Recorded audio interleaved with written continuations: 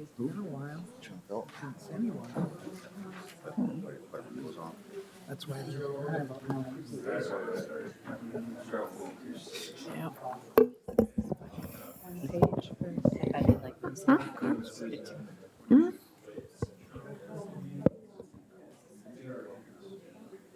Can you hear me now? I probably didn't need the microphone for that.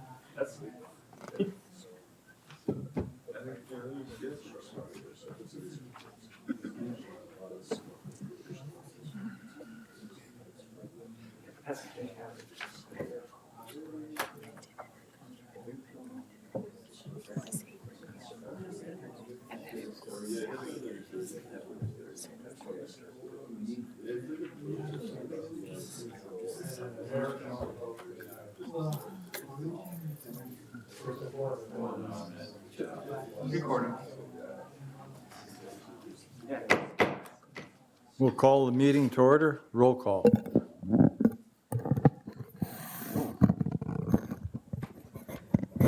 Mr. Mayor, we have 9 present, 0 absent, sorry. Thank you. I stand for the Pledge of Allegiance.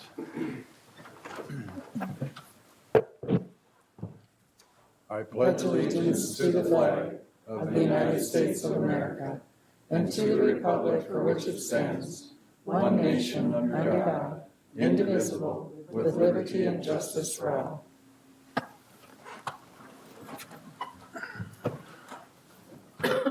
Before we get into business, there's been a little bit of misunderstanding from media, I'll just say media, that we were going to discuss location in City Hall and Community Center this evening. We are not. It's next month. We will be discussing that next month, so I'm sorry if you got that misinformation. So from that, we'll go to proposed additions or deletions. Any?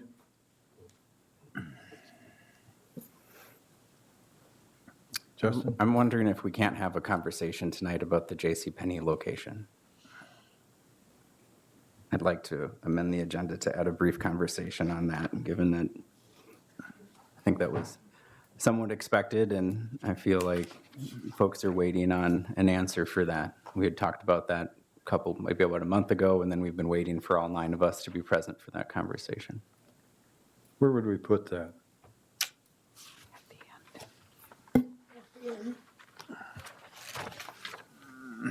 At the end, Just where? at the end. Right before community pride announcements, number 12. On the bottom. Okay, that's what we'll do. Thank you. Move to approve the agenda as amended. Second. Okay, we got a motion to approve. Go ahead and vote.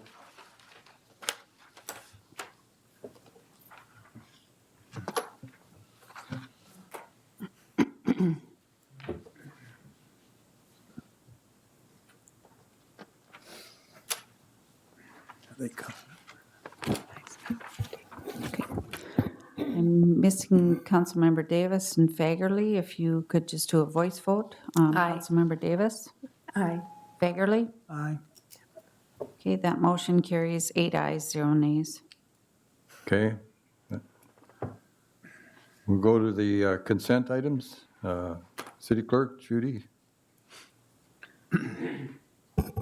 Mr. Mayor, members of the council, on tonight's consent agenda, we have for council's approval the City Council minutes of August 7th, work session summary of August 14th, Willmar Municipal Utilities Commission minutes of July 10th, CVB minutes of June 20th, Board of Zoning Appeals minutes of May 18th, Board of Zoning Appeals minutes of August 17th, Planning Commission minutes of August 2nd, Planning Commission minutes of August 16th, the accounts payable report from August 3rd through August 16th, a resolution for the project 2101B revised final, resolution to consider approval of an age-friendly community resolution, consideration of a state 1-day to 4-day temporary on-sale liquor license permit for the VFW, a Church of St. Mary lawful gambling application, and legislative updates to policy titled Drug, Alcohol, and Cannabis Testing Policy for Non-Commercial Drivers. For council's information, the building report for July, the finance report through July 31st, and the July-August department directors' reports. Move to approve. Second. We have a motion to approve, and it's been seconded. Roll call.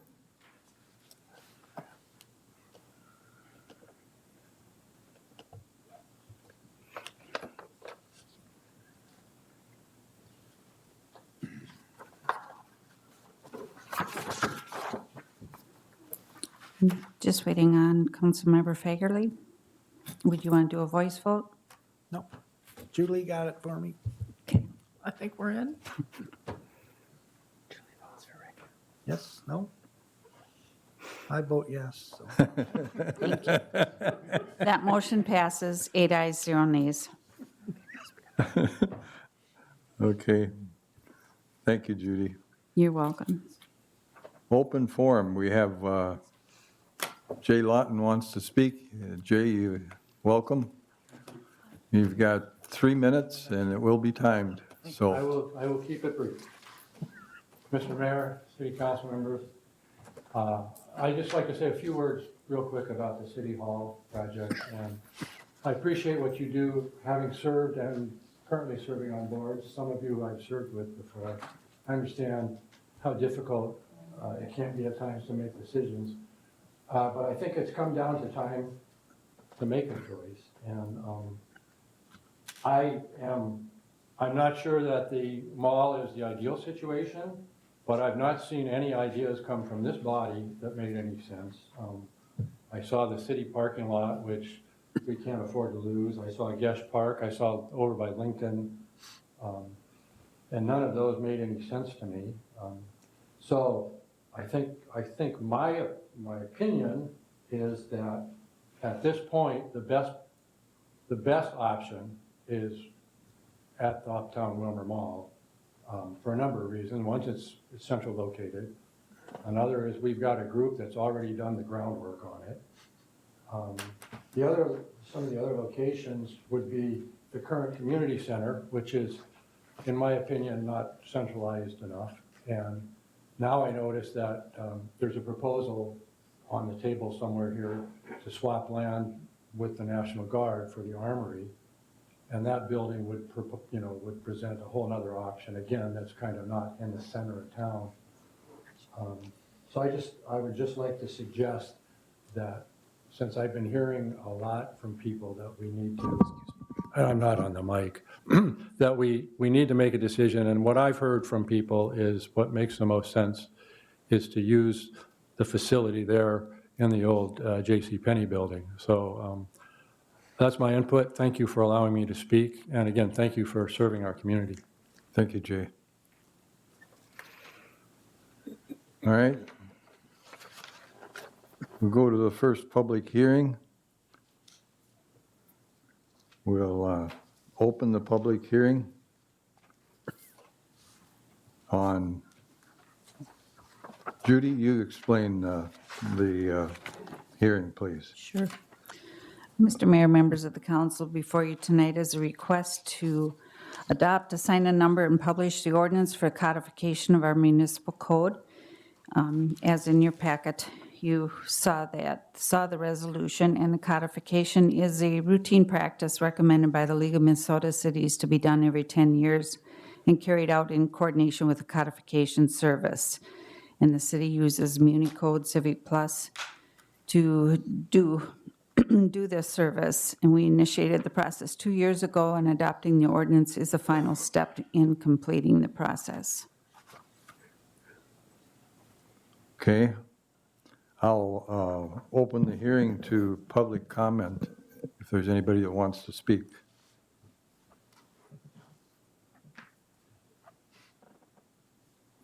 If not, then I will close the public hearing and open it to council for discussion.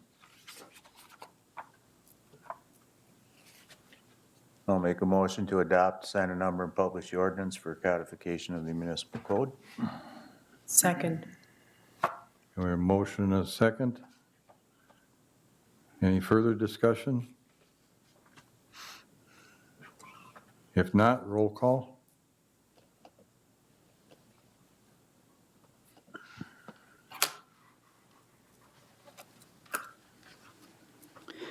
That motion passes, 8 ayes, 0 nays.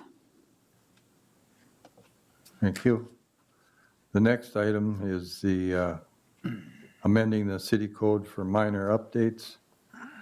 And once again, I'll open the hearing, and Judy, explain, please.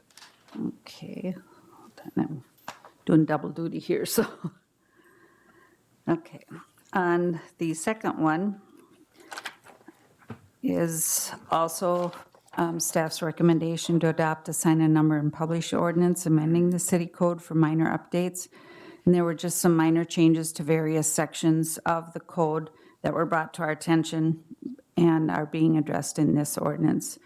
And this one will requires 2 actions: to adopt the ordinance and then also to publish by summary, but they're 2 separate actions. Okay. I'll open the hearing for public comments, if anybody wants to make a comment. If not, we will close the public hearing and open to council discussion.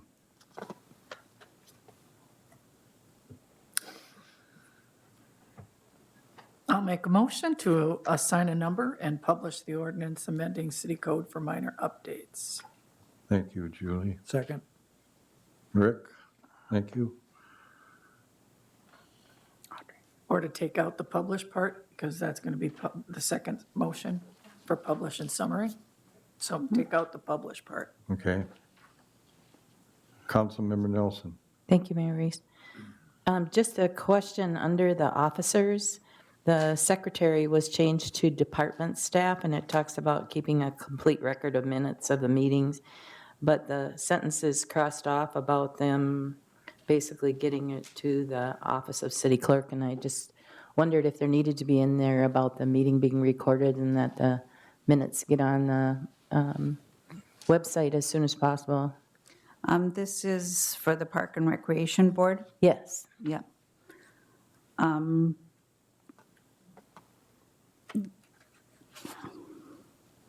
Our website always has the agenda and then has the Yep, and minutes they're, and those. they're supposed to be posted as soon as possible, yes. Right, I Usually just- after they get adopted, I think, is their process.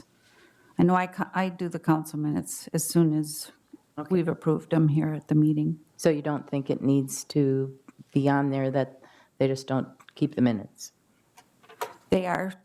It says department staff shall keep a complete record of the minutes of each meeting and of all proceedings of the board. They took off the secretary because the Park and Recreation Board does not have a designated secretary. They have a chair and a vice chair. I understand that. It was the last sentence that I was worried about making sure that the meeting is recorded and that we follow the same protocol we do for others. Okay. Anything else? Otherwise, the motion is to adopt the updates and assign a number. Are we Roll. making a correction on that? I was asking if it was necessary to make a correction.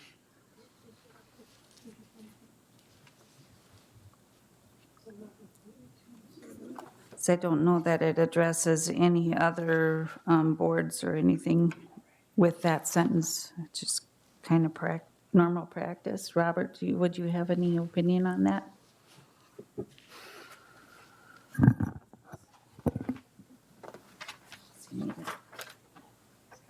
I got it.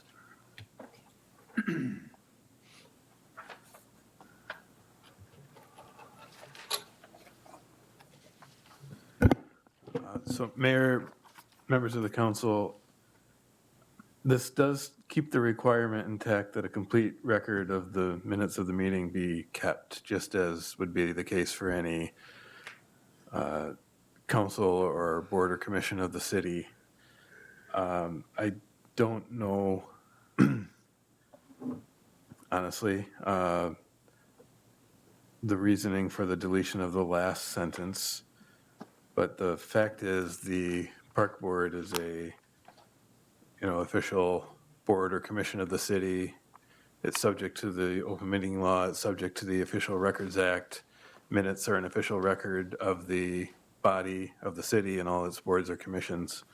So I believe that requirement to maintain accurate minutes of all its meetings remains in force. I don't think anything in this ordinance would change that basic requirement. Certainly, if the council wishes that sentence to be restored, we can make that change. It would need to be an amendment to the motion that's on the table right now. So it works either way. That's my opinion.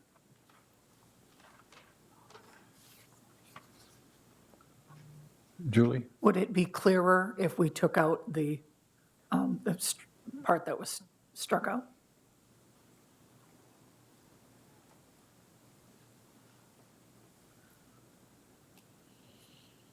From my perspective, I don't know that it is a substantive difference. I think that's a basic requirement that applies to every city entity, every city board or commission. But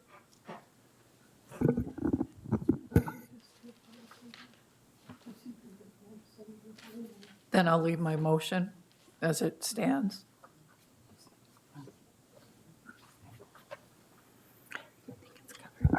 I'm sorry. I'm sorry, Mayor, Council. The city clerk's point, which you just mentioned to us here, is a good one, which is this is part of her official responsibility as well, is to maintain the official records of the city. So this does not relieve the park board from satisfying that requirement to keep the official minutes. So from my chair, this isn't a problem with the ordinance. This will continue to be a requirement. Okay. Councilmember Nelson, you okay? Yeah, I just express a concern because I know they've had times when they haven't had a quorum or staff has run the meeting and I just want to make sure that that they're following the same guidelines that everyone else is, so. Okay. So I'll call the question. Roll call.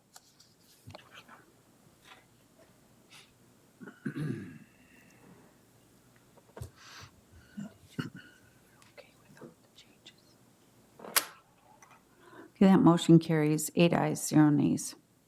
All right, thank you. Now I need a motion for published by summary. So moved. Second, We got a motion and a second. Any questions, comments? If not, roll call.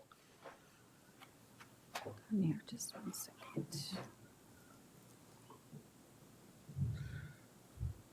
did you get one? Okay.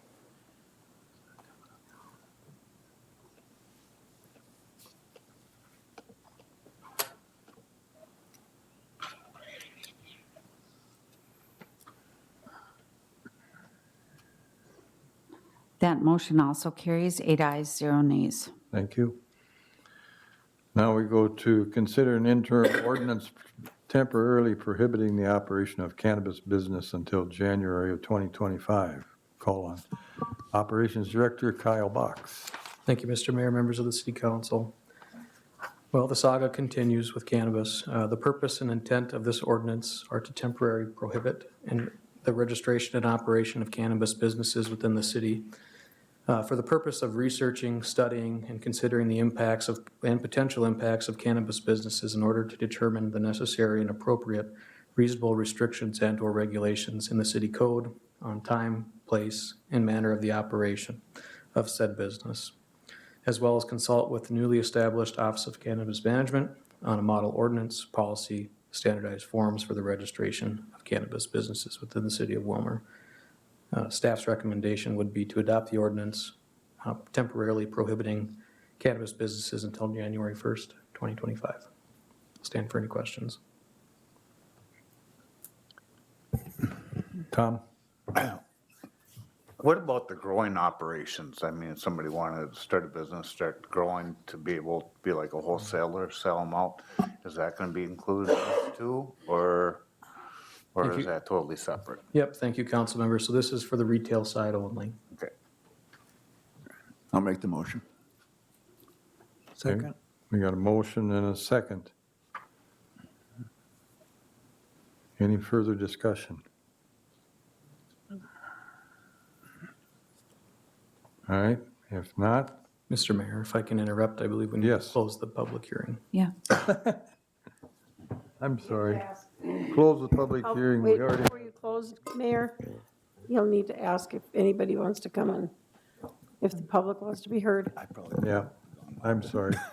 I got it written down to do that too. but- All right, so anybody here to comment on this action? If not, I'll close the public hearing and open it for council discussion. Now I'll make the motion. Second. Okay, now we got a motion and a second. Any other questions? Roll call.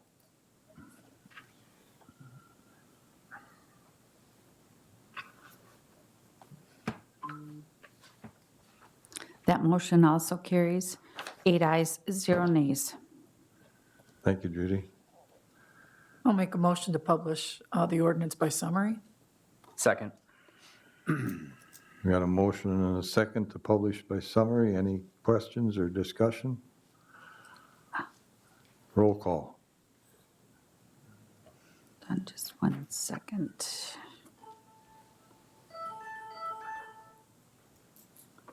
I don't know why these popped in. No, my. I bet there'd be copyright infringement if we had the Jeopardy music going while we voted. That motion also carries 8 ayes, 0 nays. All right. Now we have consider an ordinance prohibiting the use of cannabis and certain hemp products in public places. And I will call on Kyle again.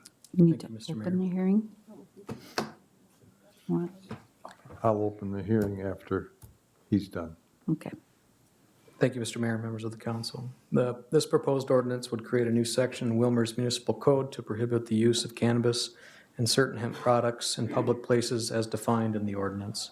A public place is considered any property owned, managed, or controlled by the city, and any building or outdoor space that is open to the public with or without an admission fee, including but not limited to any street, highway, sidewalk, alley, park, school grounds, public areas, and public buildings, places of amusement or entertainment or refreshment, vacant or parking lots, or any areas ordinarily used by or available to the public, though as not as a matter of right. Again, so just to summarize all of that, any place that is public you would not be able to use cannabis or certain hemp products. That would be limited to private property only. I will stand for any questions. Thank you, Kyle. I'll open the hearing and ask for any public comment. No public comment. I will close the hearing and open it to the council for discussion. Mr. Mayor, Tom, or Mike? I've been getting some phone calls about excess cannabis use in hotel or in apartments. And there's a lot of smoke in the hallways, in the rooms. Is that considered public? No, property would be private property. That would be up to a landlord-tenant issue, or a landlord would control the building. Oh, so they have complete control of the building. And Well, hypothetically, yes. Yeah. okay. But we do not control any buildings like that.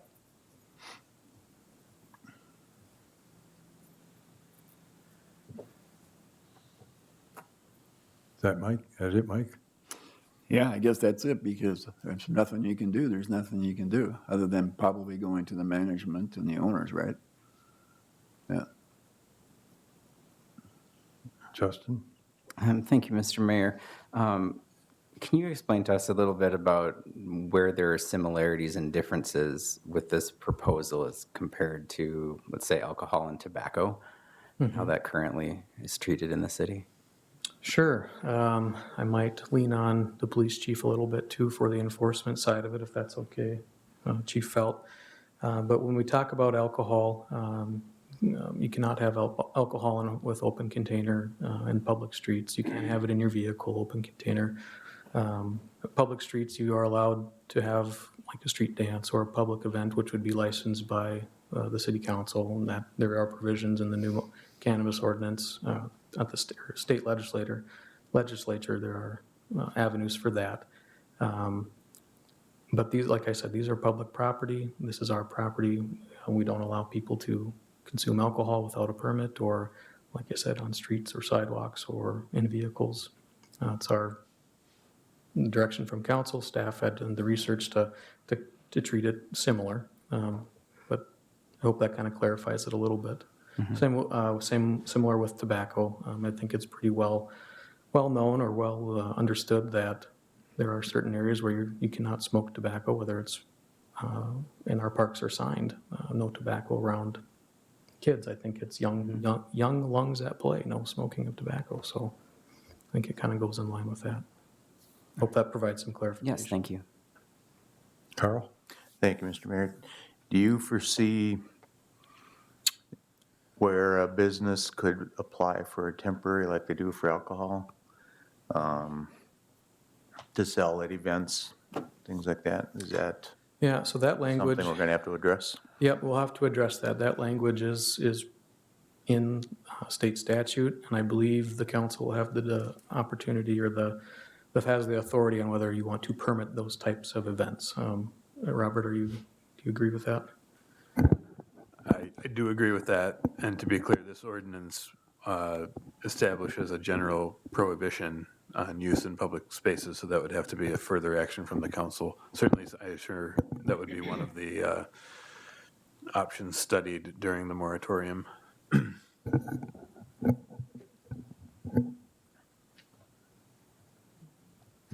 Justin? Mr. Scott, if I could follow up just to clarify, are you saying there would have to be an additional action by this body to allow for businesses to apply, or we could pass this tonight and businesses could apply once the moratorium is lifted for a license to operate such an event? No, and I should clarify, this is obviously separate from the moratorium ordinance, but the message, I think, for the council tonight is this ordinance establishes the prohibition on using these products in public places as defined in this ordinance.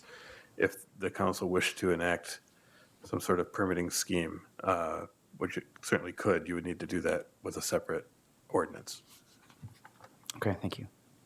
I'd maybe compare it to like a temporary liquor license that you approved earlier this evening. Yes. Similar type of process. But we'd have to act before a business could apply for that temporary license. Well, we would need to establish an ordinance, I think, or a procedure on our end, which we're not prepared to do at this time. But that's one of the things that we're going to be considering during the Yes. moratorium. Yes, absolutely. Okay. Any other questions? Otherwise, I'm looking for a motion to adopt it.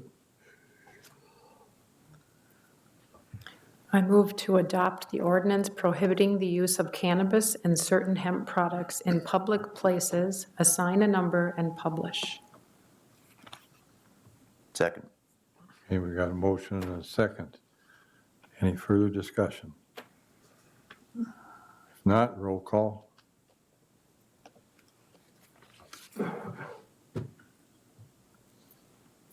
That motion passes 8 ayes, 0 nays. Now we need a motion to publish by summary. So moved. Second. Questions, comments? None being? Roll call.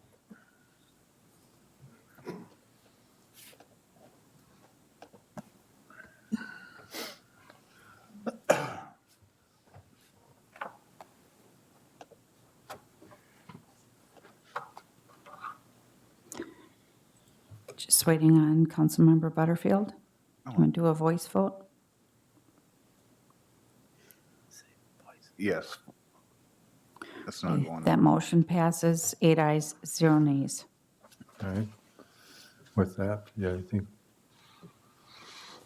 you're done, right, Kyle? Okay. We move on to regular business and the audit presentation, and I'll call on Tom Odens, our finance director. Good evening, Mr. Mayor and members of the council.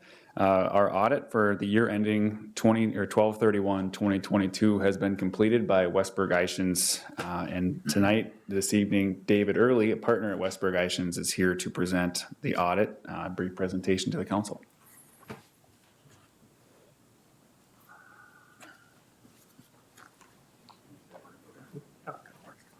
Welcome, David. Good to see you again. Haven't seen you for a while. Yeah, it's been a month or so at least. All right. As Tom said, the audit's been completed and we've issued the report. We issued a clean opinion on the financial statements, and we did not have any findings related to the financials or any compliance findings. So overall, very good audit on that side of things. On the governance letter that you should have in front of you. The only thing I want to point out on that is the second paragraph, just talking about new accounting procedures and stuff that have been adopted. The city had to adopt policies related to leases, which doesn't seem like a big deal, but once you start looking through all the leases that the city has, it turned out to be pretty substantial.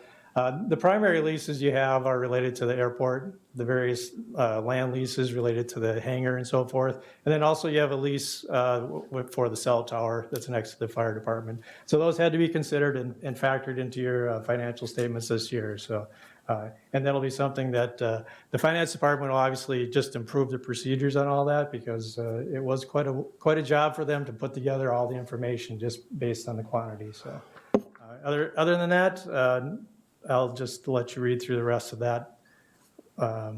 Otherwise, I do have some graphs that I like to just kind of look at, just to kind of let you know what your major funds did last year. So on the first one, what we're looking at is just the general fund and capital improvement fund, just looking at what the fund balance has been doing the last few years and the total expenditures.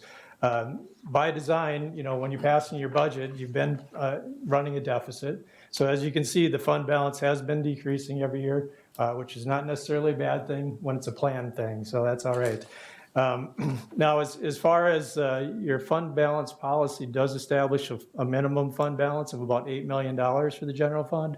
And as you can see, you ended the year at about 9.8. So obviously, at some point, the fund balance cannot continue to go down, and it will have to maintain based on your policies and so forth. So, but overall, like I said, it's planned for, so no real issues. Looking at the community investment fund, the fund balance on that one went up from 10.8 to 11.5. There were several bonds that were paid off during the year, and so any remaining funds that were in those bond funds got transferred into here. And it turned out to be, I think it was roughly 1.8 million that transferred from the debt service to the community investment fund. So overall, good, strong balance, and a very important fund for you, obviously, in terms of what you do on your projects and so forth. The next one, we're looking at your special revenue fund related to the sales tax. This is where all your sales tax collections go into. And as you can see, had a nice fund balance increase from 4.7 up to $6.2 million. 2022 was also the first year you had to make a debt payment. However, it was a very minor debt payment compared to the future. So in 23 and going forward, your debt payments will end up being roughly about 1.9 million. So obviously, a lot more of this fund will be used for debt service in the future, but you're off to a good start. Revenues overall were about $3 million, and your bond payments are going to be about 1.9. So on a good pace on that side of things. And then here's just a summary of all the bonds that were outstanding at the end of the year. You ended the year at 38 million outstanding. The prior year, you actually had about 36 million. You paid off 3.3, but then you issued about 5.56 million in bonds. So net increase of about $2 million. But as you can see, you had 5.2 million that you've accumulated in resources for bond payments in the future. So again, that's a good fund balance to have. Obviously, you issue more debt every year, but you do have your community investment fund that helps pay the debt, and at 11 point whatever million, that's still pretty good. So waste treatment fund, no real issues there. Everything's looking pretty good. You're generating net income essentially and building up some reserves. Debt payments in the future will be going up substantially, but you have built up sufficient reserves to handle that. So no real issues noted on that. Here's a summary of the investments and just looking at the maturities. Your investments ended the year at 48.8 million compared to 61.9 million the year before. About 3.1 million of that is actually just recognized as a loss because the fair market value had decreased that much for the 1 year. Otherwise, the rest of it, that was just really spending down on your projects. That's why the main reason your investments went down. You had lost projects that were still going. I think you ended up spending about $21 million in capital for projects compared to about 15 million the year before. So obviously just kind of explains the decrease in that thing. So, but last thing I want to look at is just a quick summary of the departments that were over budget. Overall, if you looked at total expenditures, you're actually under budget by 198,000 if you look at the grand total. But your budget is by department, and so I just wanted to point out that these were some departments that were in excess of what they were budgeted for as far as expenditures. So, and some of these departments were also over the year before. So it may be one of those things that maybe the budget isn't quite set where it needs to be, and might need some adjustments on some of that. So, any comments or questions for me?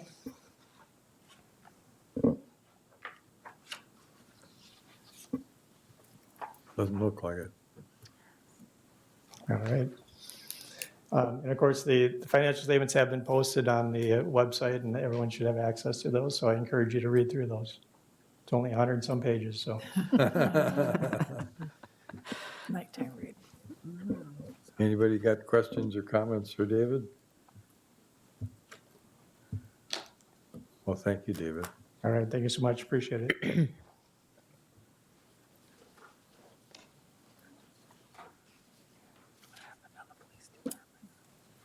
Now, do we need a motion on, I'll make a motion to adopt the 2022 audit. Second. any discussion? It's a motion, is it a roll call or just, okay, roll call?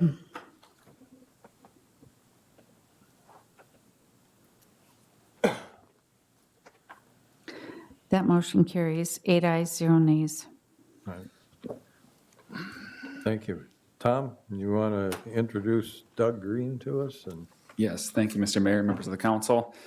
Tonight, we have Doug Green from Baker Tilly here. We accepted bids today for our bonding for 2023, and these are going to pay for our improvement projects for City of Willmar, mostly street improvement projects. So Doug's got some information for you. Thank you, Tom. welcome, Mr. Green. Thank you, Mr. Mayor. It's always good to be here. Will this work right here? I believe so. All right. Thank you. Again, Doug Green with Baker Tilly, a few new faces. So this morning, as Tom mentioned, we took bids on behalf of the city, I believe at 10 a.m. this morning, and had a very good reception. We received 7 bids. So whenever we have what I would call a healthy offering of around $9 million, you're going to bring in more bidders. The winning bid was by Piper Sandler in Minneapolis. We award the bonds based off a true interest cost, true interest rate of 3.66%. Thank you. And that takes into account the pricing, the coupons and the yields, which you see here, which I'll go through, and also the fee that they pay themselves, the underwriter's discount. We allow a certain amount, and they have an incentive to keep that as low as possible because that is factored into the true interest cost. So one thing that you may notice that you're probably familiar with, it's probably happened every time over the past 12 years, is we went out to bid for $8,995,000. And what we do is we provide them some flexibility in the way they bid. Think of it as like you do in your construction, when you're letting construction bids. You provide them some flexibility in the way they bid it. And we need to do that because they're individual bondholders. Their investors have different needs. Some people want par bonds. Most people, though, want premium bonds. And so we tell them the amount of money that we need to raise to fund our projects. And then we give them some flexibility in the way they bid.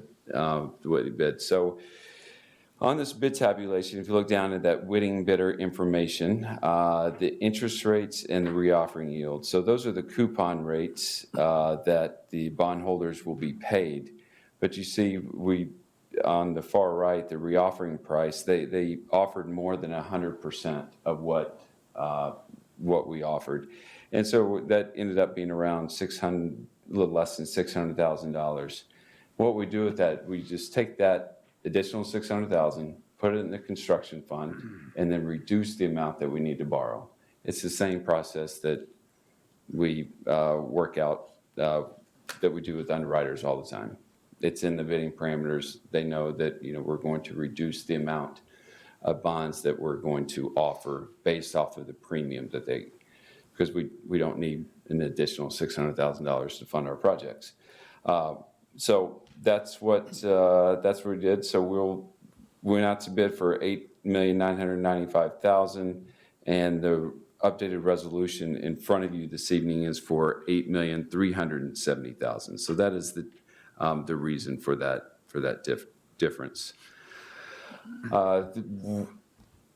We went out, we had a updated credit rating with Moody's, and the credit rating was affirmed at AA3. For those who are not familiar with that, it's AAA is obviously the highest, and then you get into the AA category, which is a very good investment grade credit rating. That difference between a AA3 and one level higher, AA2 is not a lot in terms of interest rates. Interest rates can move more in a day than, so we'll put it at around 10 basis points, 0.1%. So a one notch higher credit rating would have gotten us around a 3.55, let's say. So not much difference there. The last thing I'll say is, this is certainly, we've gotten a little bit spoiled over, especially with our sales tax bonds that were mentioned earlier. We're sold a lot of those, over 12 years at less than 1%. You do have to look at, 3.6, 3.7 still historically pretty good. You do have to look at all of your outstanding debt combined to think about, what does the interest rate that our collectively that our debt is accruing at. So this is certainly a little higher, but on the longer end, which I would say, years 7 through 15, still historically, right on average. It's just those years 1, 2, 3, 4 are higher than historical. So with that, I think we had a very successful sale, and be happy to take any questions. Any questions for Doug? Justin? Thank you, Mr. Mayor. I'm sure you work with a lot of other cities. What's the most common credit rating that you're seeing out there? Mr. Mayor, Councilman, I can get that information for you. If you put it on a graph of population and market value, especially in Minnesota, you'd be right there. It'd be primarily, AA3. Now, you get in one of the factors, and again, it's about 30% of the rating is economic factors, socioeconomic factors. You get into the metro area where higher, market value, the The wealth indices are just naturally high, cost of living's higher. So that, that will skew it a little bit. So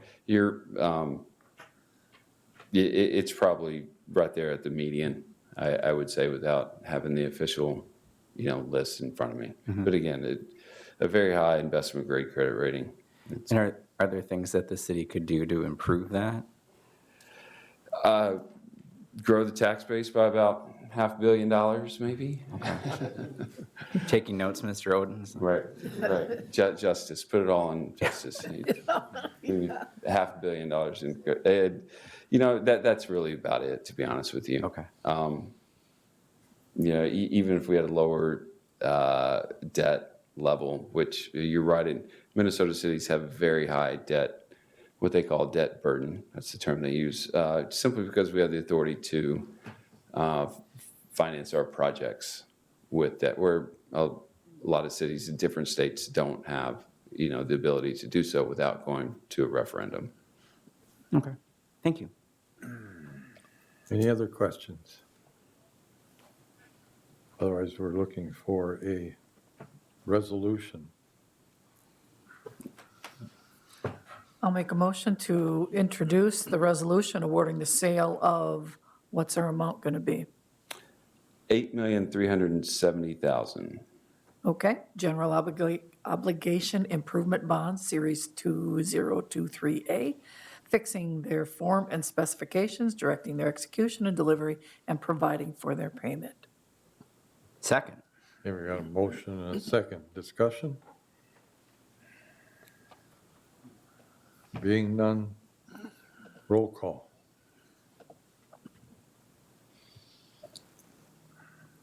Okay, that motion passes, 8 ayes, 0 nays. Thank you very Doug. much. All right, next is the introduction of an ordinance amending the charter of the city of Willmar, and we have the chairman of the Charter Commission here with us, Richard Ingen. Good evening, Mr. Mayor and council. The Charter Commission recommends that the ordinance be amended to change the requirement from the Planning Commission creating the 5-year capital budget. It doesn't define who should do it, how it should be done, but it's modifying the Planning Commission portion of that. I think several months ago, this was presented, and there was some discussion, and it didn't go through. But I think there was a consensus that the charter is important, and it's important that the city should operate under the charter. The revised amendment that you have here today is very similar to what was last time, but at the end, it defines, it gives more verbiage to what the Planning Commission should do. I think everybody in the Charter Commission, and I believe on the council, thinks the Charter Commission or the Planning Commission should have the responsibility of being able to, or opportunity to review the 5-year capital budget and comment. If they have no comments, it automatically comes right back to the council without comments. But they have the opportunity to. I think everybody is in agreement that everybody should have a comment on what is presented. And otherwise, it doesn't define, and it would be a different place in the charter if it was desired to define how you should do it. But I don't think anybody on the Charter Commission feels that that's necessary. There's no objection to how the city's doing this now. And this could keep on going the way you're doing it. It wouldn't change any operations that you're doing at this moment. All right. Any questions of Richard? Comments, discussion? I move to introduce the ordinance and set a public hearing for September 18th. Second. Okay. We have a motion. Any discussion? Being none. Roll call.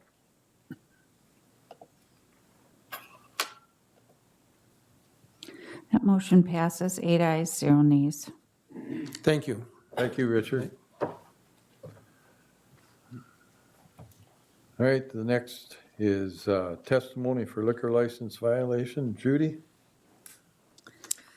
This evening, Mr. Mayor and Council, the police department recently did an alcohol compliance check, and there was only one business that did not meet the requirements, and that is Spurs. So before us tonight is Willie Gonzalez to receive, for you to receive his testimony. Sorry. Mayor, councils, Hi, Willie. fortunately, that's what I'm very disappointed, but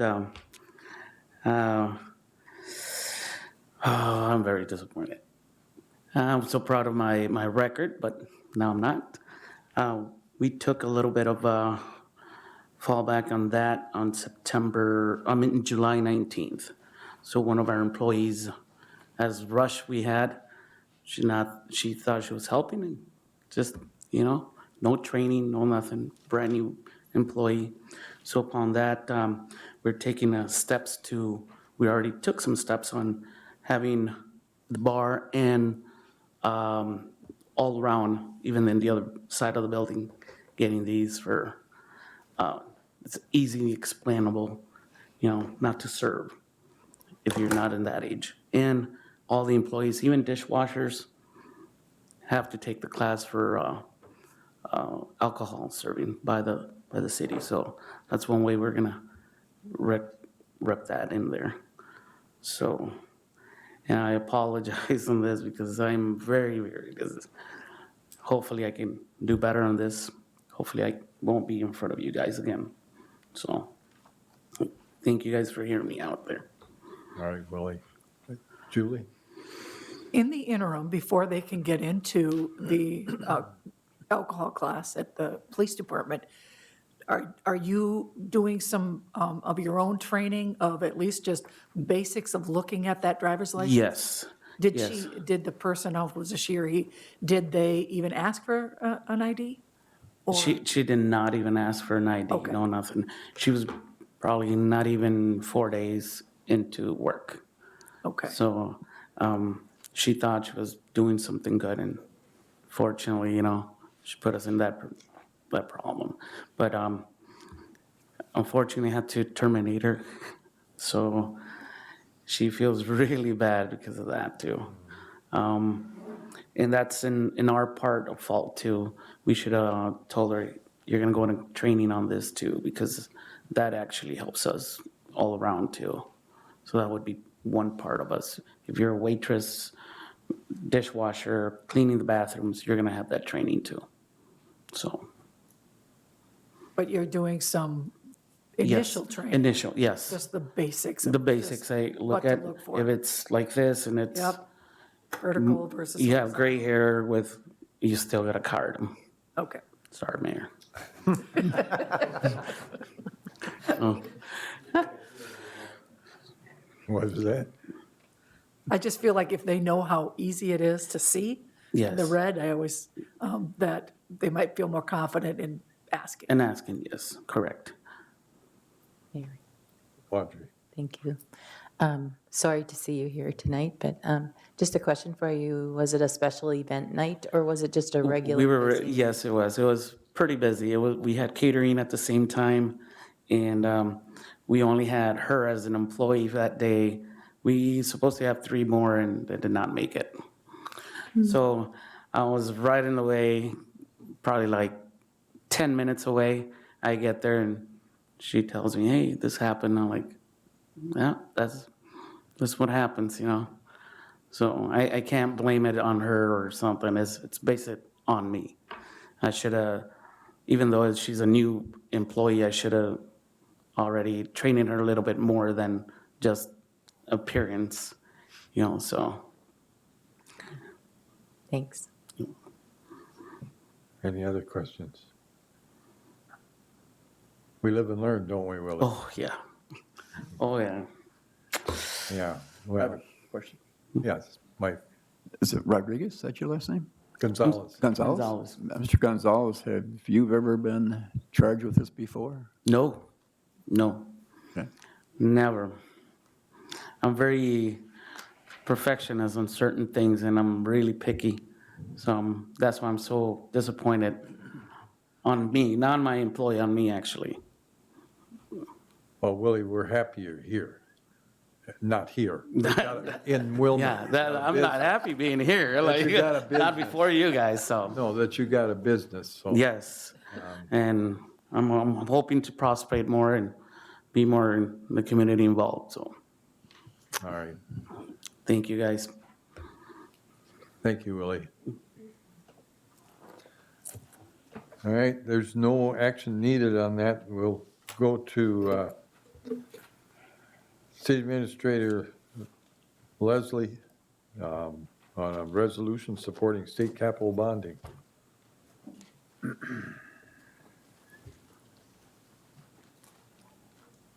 Good evening, council.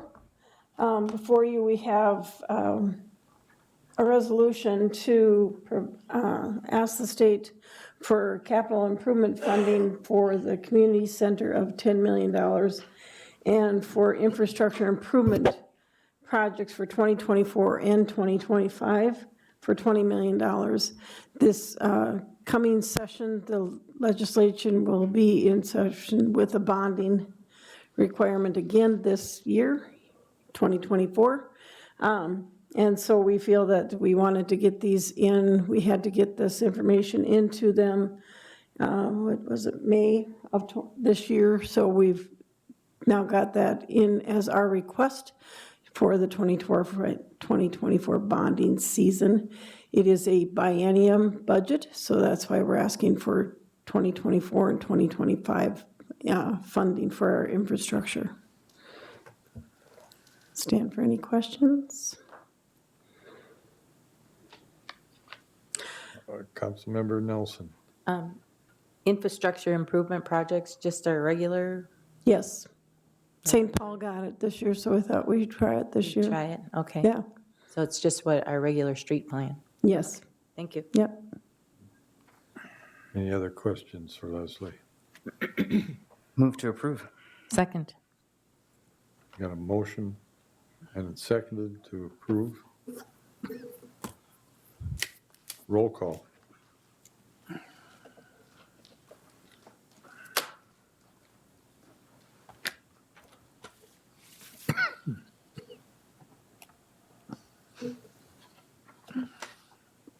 That motion passes, 8 ayes, 0 nays. Thank you. Investment report through 6/30/23. Tom? Yes, Mr. Mayor, members of the council. I was here in a couple meetings ago when we went over the budget year-to-date. So this one is going to be a little bit different. It's just going to be our investment activity through the second quarter of this year. So the first page in the packet is just going to be our transactions that occurred. We've had a few bonds mature, we've had some interest being accrued, and then there was also, back in June, after we got our county tax settlement, we were able to put some money in a money market account to try and get some better earnings off of our dollar. So that's just the activity that's taken place through the first or the second quarter here. So then the second page in your packet is just a listing of our investments that we have out there. And it's going to be listed in order of maturity closest to now. So we've actually, since this has been produced, we've had a couple other investments mature.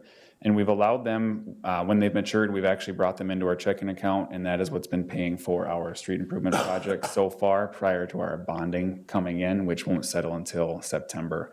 So this is just a little snapshot of what we have out there and then when the maturities are.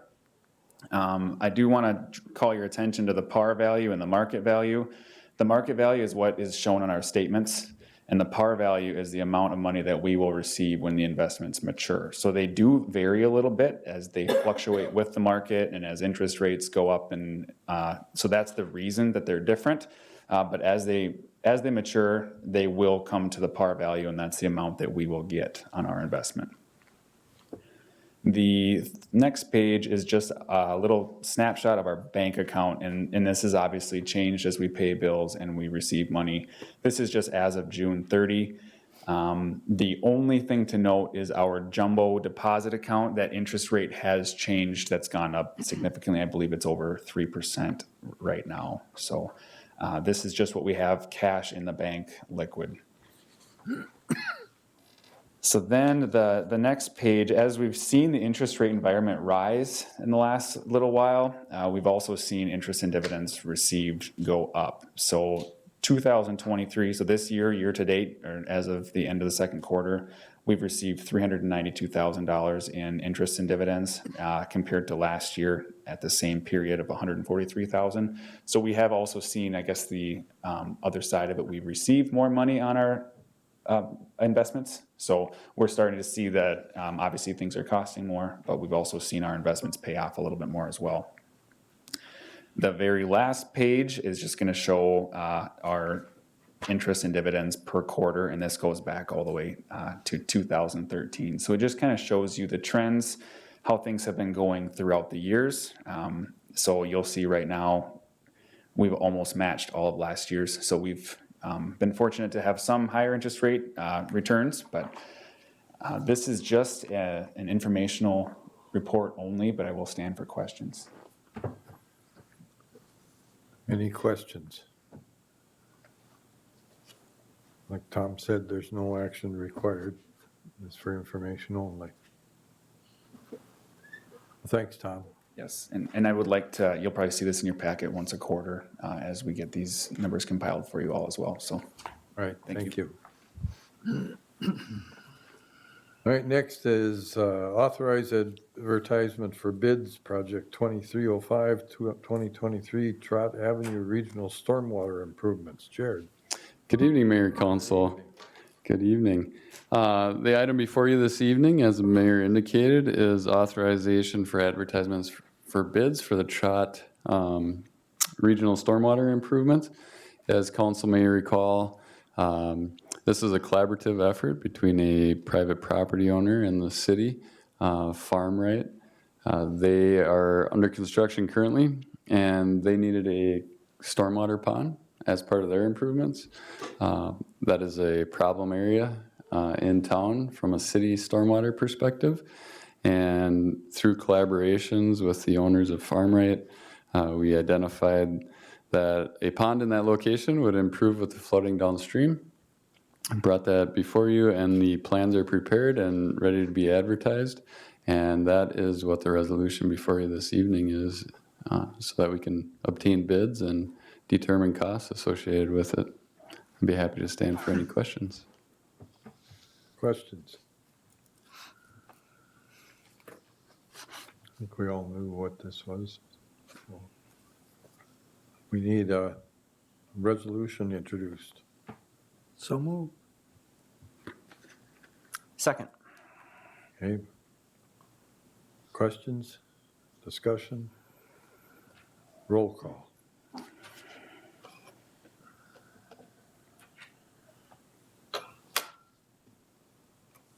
That motion carries 8 ayes, 0 nays. Thank you. All right, Jared, you're on again with the assessment hearing.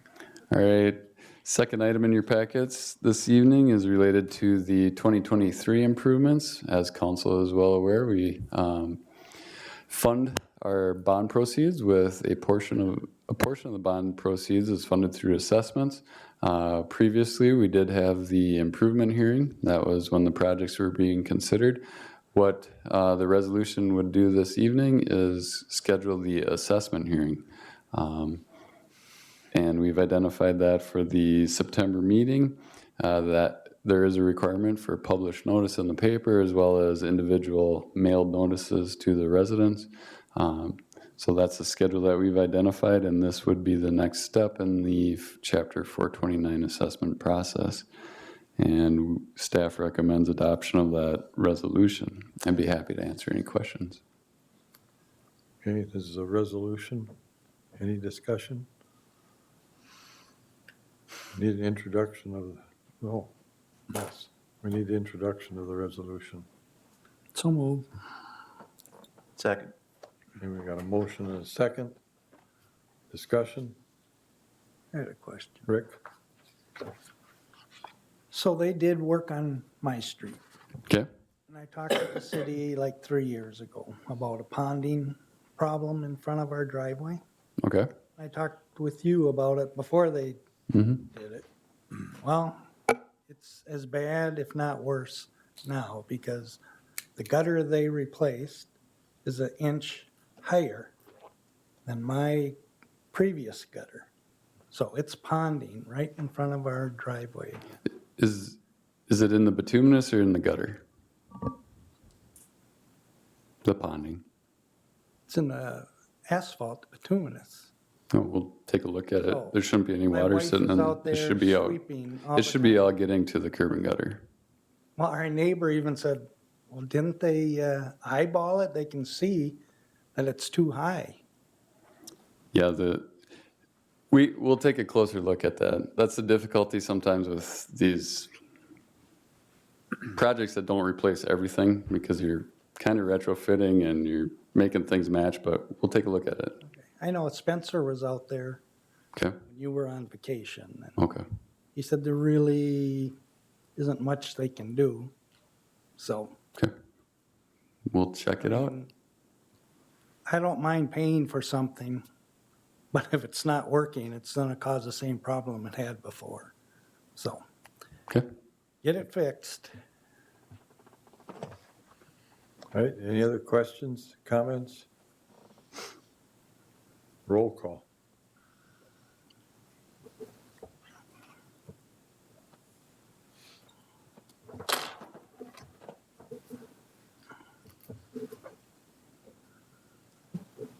That motion carries 8 ayes, 0 nays. Thank you, Jared. Thanks, Council. All right, Pathrath Purchase Agreement and Amendment, Justice?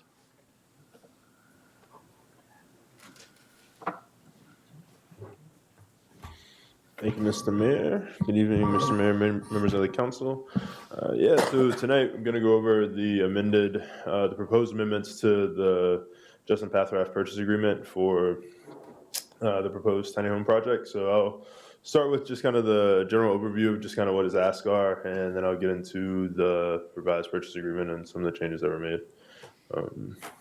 Yeah, so for anyone who's not familiar, this is concerning lots over in Pleasant View on the southwest side of town. It was 4 lots, and initially the plan was to have a PUD for tiny homes that was going to be right around 2 acres. That way it could have its own character and kind of fit into a neighborhood. This land had already been rezoned to R4, and this was an attempt to add housing into the community at an affordable rate. Just kind of with Mr. Pathrath, just kind of diligently working into the project. He ran into some issues, just with some geotechnical. After a geotechnical survey, there were a lot of soil issues. Mr. Pathrath ran into inflated costs with construction, putting together the units, bringing them together, and so essentially with the overruns and the corrections that would need to be made, Mr. Pathrath was running into finding a viable way for this to cash flow or make money. And so he wanted to come back to the council and ask for an amendment to the price for the land, which was initially set to be sold to Mr. Pathrath for $32,000. And so some of the amendments that he's asking for are cost of $1,000 a lot, so $1,000 a lot, removal of the tiny home clause in the purchase agreement, and then remove the wetland lot. So that's the outland lot that's furthest to the west. That is drainage that would have pushed the project in total acreage over 2 acres, and then remove the timeline clause. So with the remove the tiny home clause. So the tiny home clause in the purchase agreement, it does state that this as after a period of time after the purchase agreement, or after there's the closing on the land, that Mr. Pathrath will construct a tiny home project. That is something that he want to remove. He would like the freedom to build any project that can cash flow there, and I guess any project meaning multifamily residential or two or as duplexes or triplexes as possible. And then just with the wetland lot, like I said, like the drainage lot, that outlot, removing that from it and moving that from the project. That way it's just dealing with the 3 lots, so the total price would be $3,000. And then the timeline clause, just because Mr. Pathrath has already incurred a significant level of cost and is not able to construct this year and still needs time to kind of figure out what's going to happen and what's going to be viable there. So those are the reason for the ask, for the bulleted point ask there. Then just kind of with the purchase agreement that's included. So this is the rough draft of it that has all of the markups and changes, and I included this intentionally. That way y'all can see the changes that were made. That way I know it wasn't just presenting you guys with a fresh document. It'd be hard for you guys to see where the changes were. So the highlighted places, if you go to, I guess, page 217 of the agenda, there's the purchase price where it outlines how the total price is $3,000. And I guess you keep going down. We'll get to, the inspection and due diligence period. And so that's on page 222. That was one of the things that we identified with City Attorney Scott. So initially it was thought that there was a 60-day due diligence period. And then just kind of in the process of kind of getting it signed and going back and forth, it was 547 days due diligence period. And so that's one of the edits also that we'd like to see. So we changed it back to 60 days there. That was one of the changes. Addresses highlighted, and then also, of course, back when this was signed under the old mayor. So the changes there with Mayor Reese's name. And then also, I guess one of the additions that I would add is that we just need to strike in Exhibit A, Outlot A, that speaks to that drainage lot. So then with that, and so I guess I'll also met with Mr. Pathraff about what his desired amendments were to this purchase agreement. And so, like I said, I mean, these, as he requested it, and I think this is what's included. So with that, Mr. Mayor, I'll turn it over to you for any questions. Any questions for Justice?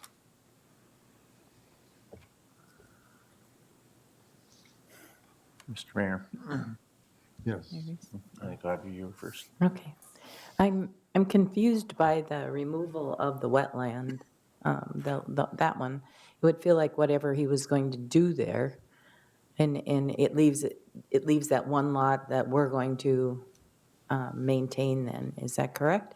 Yeah, so that was always going to be maintained by the city. Even if he owned it, he would have been able to encroach upon it to an extent to kind of increase like the feel of it and use it for landscaping, but he was never going to maintain the drainage of that lot.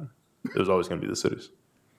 So basically, he's removing all contingencies and asking us to just give him the lots for $1,000, the 3. No, I think so. Essentially, but yeah, so there's as far as the multifamily housing, it's already zoned R4, so that has to happen. As far as like the tiny home project being the clause, that was just a little more limiting since we've established that the tiny home project would be very hard to be viable, just with coming in at a cost of over $200,000 for 400 square foot homes. And then I think for the timeline associated with it as well, it's also that way he can put together another plan, come back to staff with what his ideas could be and what could be viable. I mean, like I said, he's already spent money. He spent money on the surveys. He spent money really trying to make this work. I mean, he's paid for public hearings and all of these things. And so he's looking at a way to revise the plan and just kind of refresh what's possible in that site and kind of exploring different ideas. So if we were to deny this tonight, and what happens if we denied it? Yeah, so that is the alternative. So it is up to y'all if y'all would like to uphold like the current clauses, if it was going to be $32,000, and if you wanted to pick and choose which clauses that you wanted, whether that were to uphold the tiny homes or to restrict the tiny homes, or to remove the tiny home clause, remove the timeline clause, but to maintain the price. So I mean, you have full control over what y'all would like to add, ignore, refute, counterpoint. So his reason for asking us to reduce the price, even with the other things, I'm still confused with. I'm struggling with why we would reduce the price. Yeah, certainly. So like I've stressed in the past, so the soils for these lots are going to cause problem for any development that want to go there. Anybody that decides to develop those lots, if it's Mr. Pathraff, if it's the city, if it's another developer that the city decides to work with, is going to ask for subsidization in some capacity. And so it's either going to be reduce sell cost, or it's going to be an ask for TIF or abatement on the back end with the project to be associated with it. And that is directly because of the mitigation that is required for the site.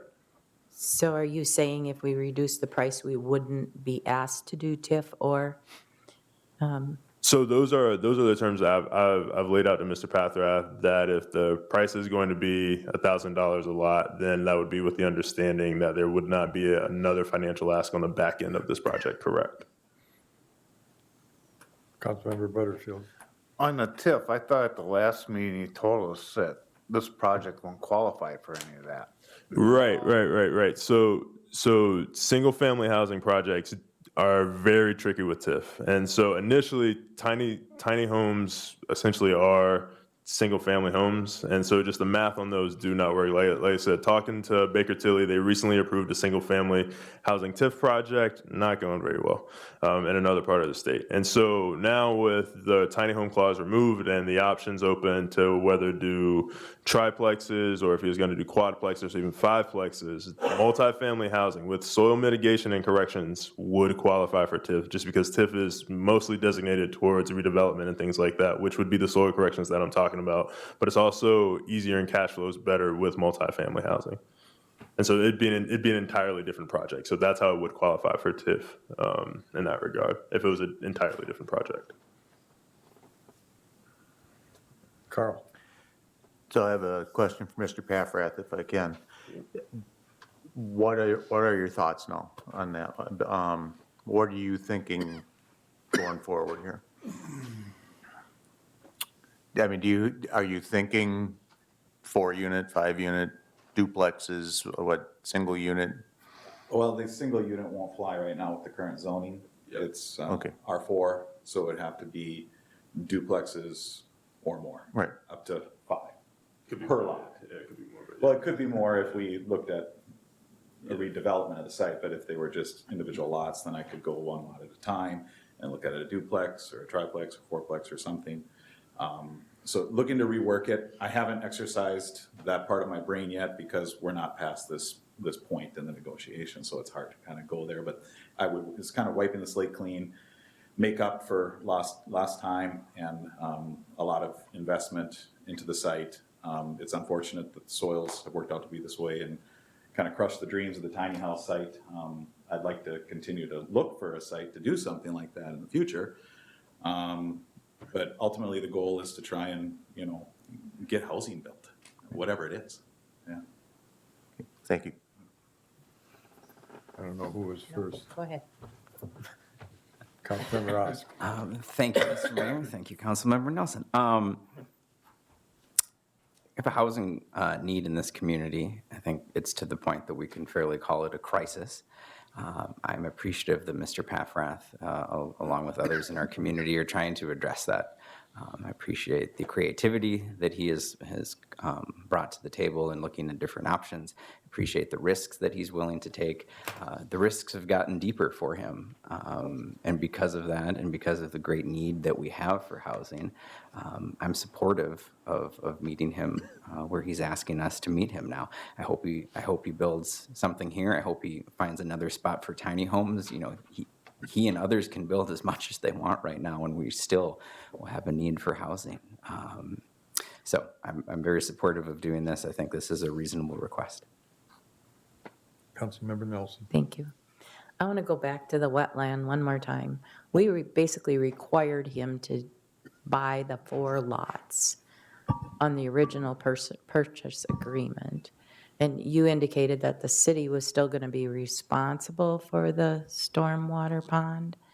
So I'm just curious with, why did we require it before and now it's okay for him not to? Yeah, certainly. Great question. So the entire thought behind acquiring the 4th lot was to push the entire project over 2 acres. And so currently, as the PUD ordinance reads, there isn't a lot minimum size for PUDs in town. So like I've said, we have, like I mentioned in a past meeting, we have over 30 different PUDs in town. And some PUDs are as small as 2 lots. Some PUDs, small, like 2 residential lots, so I mean less than a half acre. And so the point of that, push it over 2 acres, would be if we were to amend the PUD ordinance, that's an amendment that I would push for, because PUDs should be big enough to have their own character to stand alone and not just stand as like a postage stamp within a community.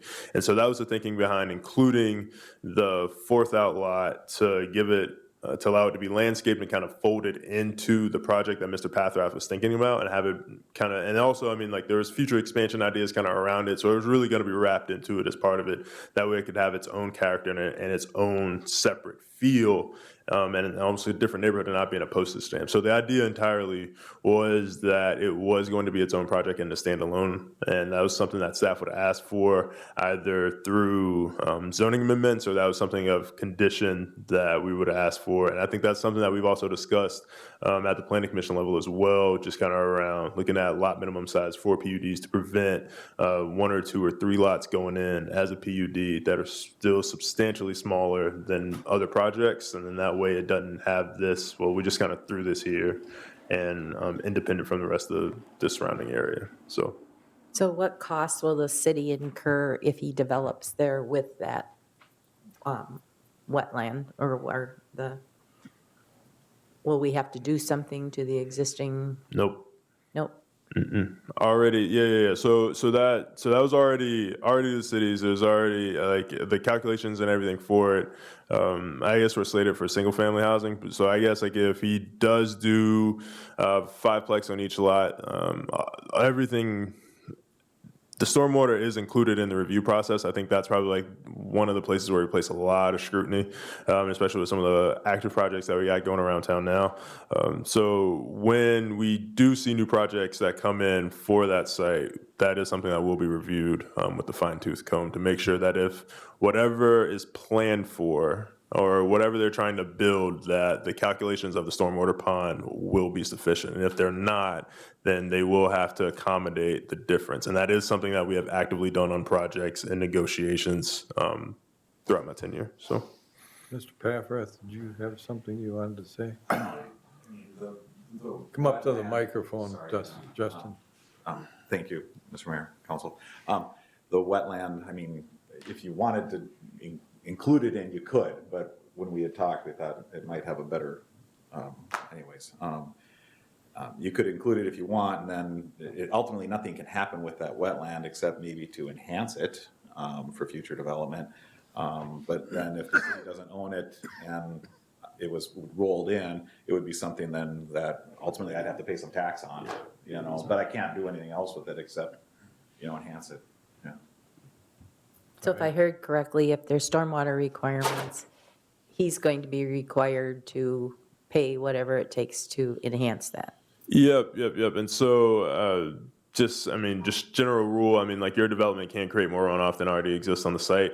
And so whatever extra runoff that you do create from your site, you have the responsibility of maintaining that. And then like I said, stormwater calculations are a vital part of the preliminary planning process. And I think the review process, even before it hits planning commission or it comes to council or anything for any approvals, we have a lot of conversations around that. That's something that we had to get worked out on the Keepers project. So the second phase of Preserve on 24th, originally those lots were platted and the stormwater over there was for commercial development, not residential development. And that was a sticking point that we had to work through with the developer to make sure that their calculations were sufficient. And so like I said, that is something that we do address and that we do pay close attention to.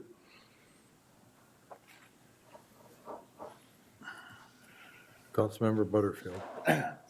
Well, I had quite a bit of different questions I wanted to ask before this got switched from the tiny houses now to multifamily.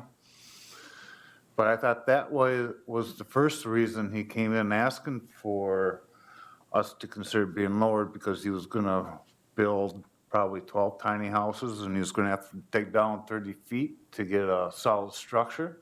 Now we're looking at changing from building 12 tiny houses to 2, maybe 3 multifamily. Yeah, so like I said, like Mr. Pathrath alluded to, he doesn't really have any firm plans. He just knows that tiny homes would be very expensive and not financially viable. So then with him pulling out of the tiny homes, not moving forward with that,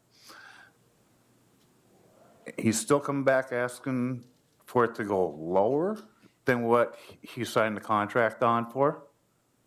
Yes, and so the reason for that is the soil corrections, like the significant soil corrections that would be needed. And so I want to stress this. This is not singular to Mr. Pathrath. If anybody in this room decided to buy those lots, if the city decided we were going to develop on those lots, soil corrections would need to be made. It does not matter if it's Mr. Pathrath. It does not matter if it is developer from Brainerd, St. Cloud, the cities. It does not matter. It is going to need soil corrections. Soil corrections are the reason and the catalyst that is asking, that is driving the ask for the price to be reduced. And it is either going to be reduced on the front end, or they are going to come back and ask, okay, can I get TIF? Can I get abatement? And I mean, you see that with soil correction projects. I mean, even for Block 25, I mean, they got a grant of almost $500,000 for the soil corrections on their site. And so soil corrections are a legitimate ask for TIF and are a reason that grants and everything exist to subsidize that, because it is a significant barrier to development. And that's what's happening here. It has nothing to do with the development on the back end. The soil corrections are the problem. Mr. Pathrath has something to put in. Come up to the microphone again, Justin. Yeah, if I may, thank you. Appreciate the questions, Mr. Butterfield. And I'm in a way, to go to the 3 lots would actually make it easier to allow me to phase something out. I don't think the density of the 12 to 16 tiny homes, especially with the site costs and the infrastructure costs, it's actually going to make it more affordable to phase it out. And so I might just as well do something petite or small or tiny, purely because that's what it's going to take to get it down into an affordable or entry-level price. And that's ultimately my goal, is to try and get something entry-level housing, which really inherently means going small. I don't know if that helps a little bit, but it's not completely off the table. So what's not off the table? Tiny houses or what? Or are you looking at throwing mix and match, a little bit of this, a I'm little bit looking of for that? the ability to come back and maybe try and work on a different revamp of it. But ultimately, a duplex of 2 tiny houses might be possible, and I could do that on just 1 lot, right? Instead of trying to build out a huge, all the infrastructure and all the costs and all the soils, and it's a little daunting. So I'm not going away from the tiny houses necessarily completely, but it would be nice to just continue to try and figure out what's going to work. Okay. All right, I've got Councilmember O'Brien wanting to speak. Question for you, Justice. This is city property, correct? Yep. Before we sell property to the public, do we do soil borings at all? So normally we do like on the industrial side, but that's like when we get like the review, like environmental review done and everything. So I mean that's a little more, I would say that's a little different. I think some of these residential lots that we kind of come in ownership of, more so kind of as is, and there's a clause about that in the purchase agreement that kind of speaks to that. But different. So I would say different. Sometimes we do for some of the industrial and commercial things, but more so for the residential ones that we just kind of come into ownership of, we don't. Okay. All right, I've got Councilmember Schultes and then Osmus and Nelson. Thank you, Mr. Mayor. I'm going to refer back to what Mr. Osk said, and I think we need to encourage people to build, and we might be losing $30,000 up front, but what we gain in the tax base once these are built is going to more than make up for that. And if this is the difference between him being able to develop something and not, why won't we go ahead with it? Why won't we allow him to pursue this? Councilmember Osmus. I didn't have my hand raised, but I pretty much would I thought puppet what Councilmember Schultes said. I loved your tiny home idea, the 6 and 6 and the garages in the middle. You know, I applaud you for the innovative thinking. I'm bummed it came in at such a high cost to build them. And again, I would encourage anything to bring housing in. My preference would be to own, for people to be able to own their homes and not have more rental. But we need both. Councilmember Nelson. Thank you, Mayor Reese. Just one more question. So if we go ahead with this and he still has to go through the checks and balances of coming to the planning commission for design, et cetera, whatever he decides to do there. But what happens if he comes and does one and then decides, I don't want to do anymore and I don't have enough investment in the other 2 lots, basically, and just walks away? So what kind of check and balance? We don't have any, we've removed everything from the purchase agreement as far as any contingencies. So I just need, it's my neighborhood, I just need to ask the question of what happens if he doesn't develop all 3 lots. Yeah, so I mean, if that's a clause that you would like to push back on and that you would like to put a timeline on, I mean, you're free to do that. I know he wants to say something. Yeah, thank you, Councilmember Nelson. To go out on a limb, and I'm not saying, but let's say like there's this crazy worst case scenario and nothing happens. I mean, worst case scenario, I think I'd turn it into an apple orchard. I mean, I would want to do something to beautify the city, have, something we can reach up a couple times a year and grab an apple. Worst case scenario, or develop one out and the others don't. I would just say at least they're generating a little bit of tax income because they're back on the tax rolls. And I mean, I would be open to trying to do something, because it's what I do for a living, is buy and sell and help others buy and sell real estate. And I have a heart for home ownership. That's ultimately what the preamble of the Code of Ethics for the Realtor calls for, is we have a problem out there and somehow we need to figure it out. And that's what I'm out to try and do. Councilmember Osk. I just want to clarify, I believe the agreement would require a residential community on the property within 1 year. So the apple orchard, as delicious as it sounds, would violate the agreement. Is that correct? Yeah, it would probably need to be, it'd have to be built in conjunction with a residential component. Definitely wouldn't be the primary or sole use. So also that's just not allowed by zoning, so. That's still in there? Yeah. The 1 year? We were supposed to eliminate the timeline. Yeah, Right. yeah, for sure. What's up?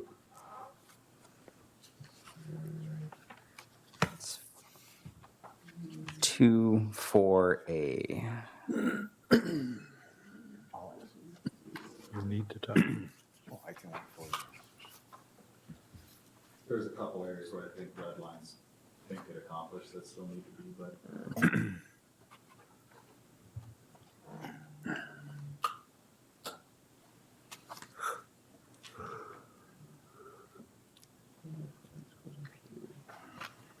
It's on page, let's see. 218. If Mr. Scott would like to answer. Just for the Mayor, Council, for your benefit, and I'm not sure how this relates to the discussions that have taken place at the staff level, but in the draft before you, what is included is a conditional option for the city to repurchase. That means the city isn't required to repurchase, but in the event that construction is not commenced on a residential community within 1 year from the closing date, whenever that will be, the city would have the ability to repurchase for the same price that it sold the lots to begin with. So think of it as a clawback option. The city has the right to enforce, but not the obligation. And then we'd own the apple orchard as well at that point. Since I don't believe we have a motion yet, I'd offer a motion to approve the proposed amendments to the purchase agreement. Okay, we got a motion. Do we have a second? I'll second. We got a second. Discussion. Just point of clarification, so what we just talked about is still in there. We would have the option of doing something after a year if he does nothing. Yeah, so it's seller and its successors assigns shall retain a conditional option to repurchase the property valid for a period of 2 years from and after the closing date for an amount equivalent to the purchase price. Yeah, so like Attorney Scott just pointed out, it's really just more like an option to repurchase, like not an obligation to repurchase. 1 year or 2 years? Yeah, I You heard. just said 2. Yes, yeah, so it says 2 years. Okay, so then Robert said actually, we're 1 year. not doing number 4, removing the timeline clause.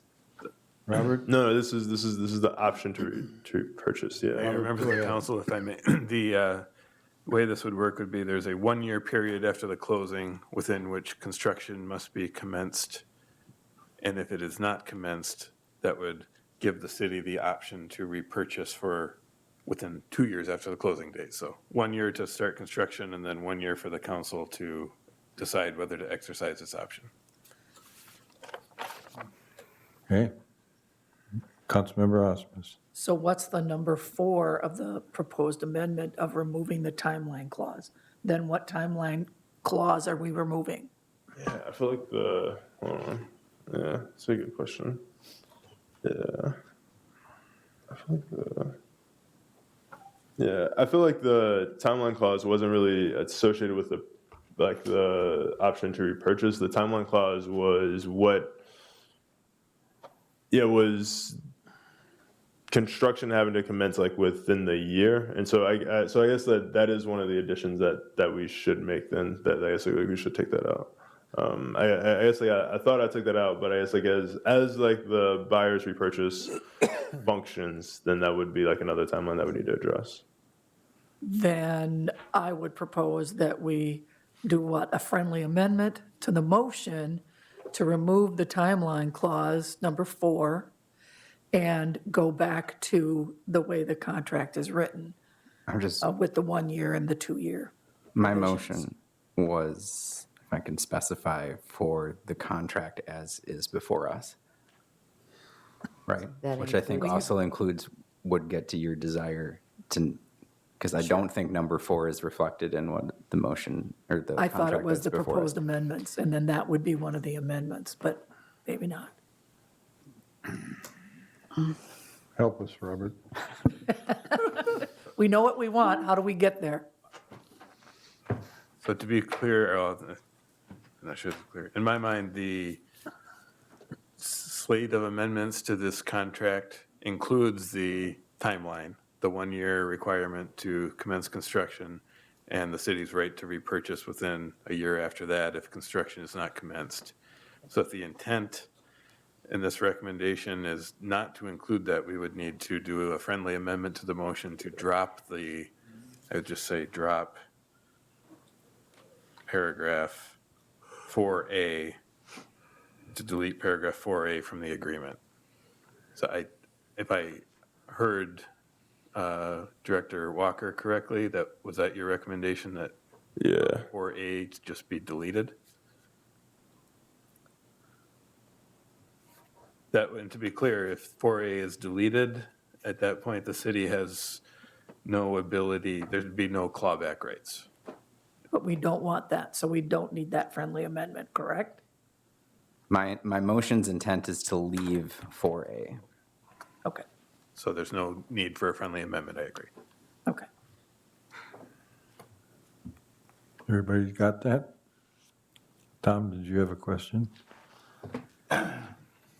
Yeah, I gotta think where I'm at now on this. I have so many. So basically now,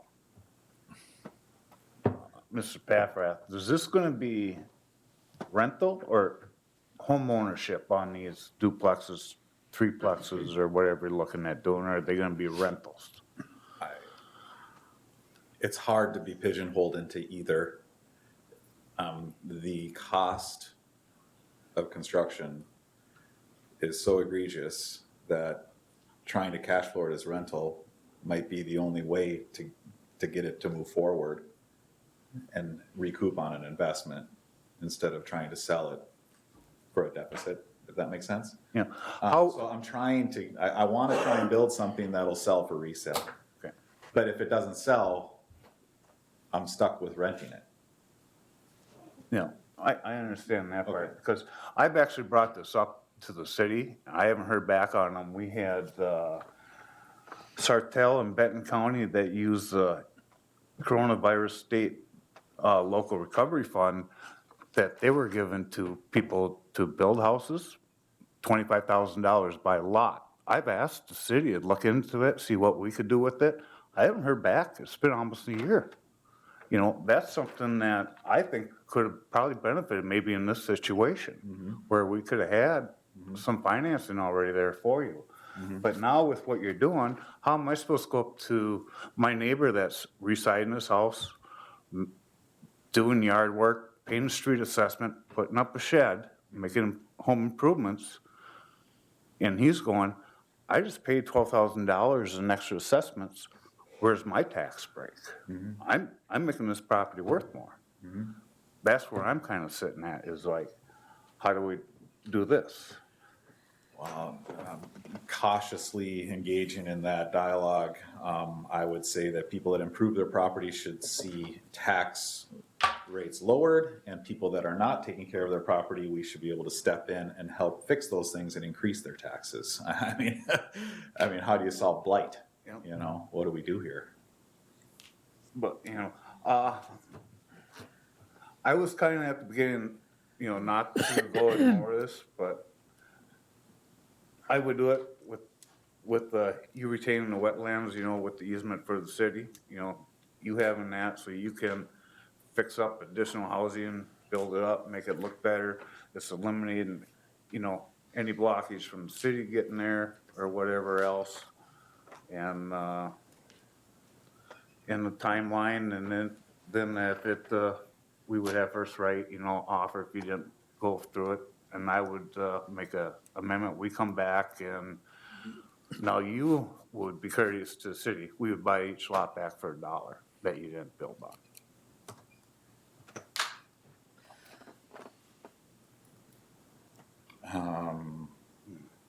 I mean, you could keep the wetland in there, and I could still try and go forward with the tiny houses. I mean, we still have the paperwork in motion there, you know. What's your motion? What was my original motion? Technically, it's still in there, the way it's written, so. Yeah, To sell the wetland? Yeah, it's in there. yeah. Yeah, so that's a part of the legal exhibit A that just needs to be struck, outlot A. Out of what part, Justice? Exhibit A, it's like the outlot A that's listed. It's like lot 321 and then outlot A.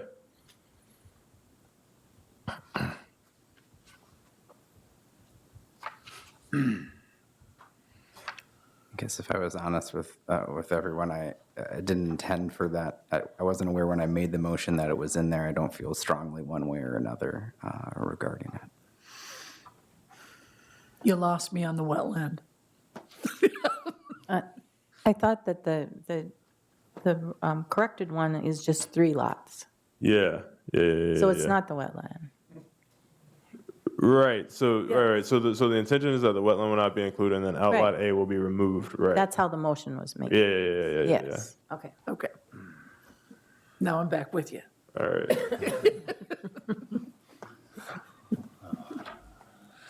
Okay, So are we waiting to see if Tom's going to put a friendly amendment on? I'm trying to find that where it's on the wetland. I can't find it. we've got a motion and a second. Are you looking for the wetland itself, Tom? Yeah, where's it? It's in Exhibit A. So page 227.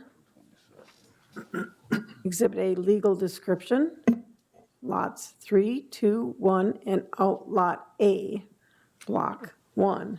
Outlot A is the wetland.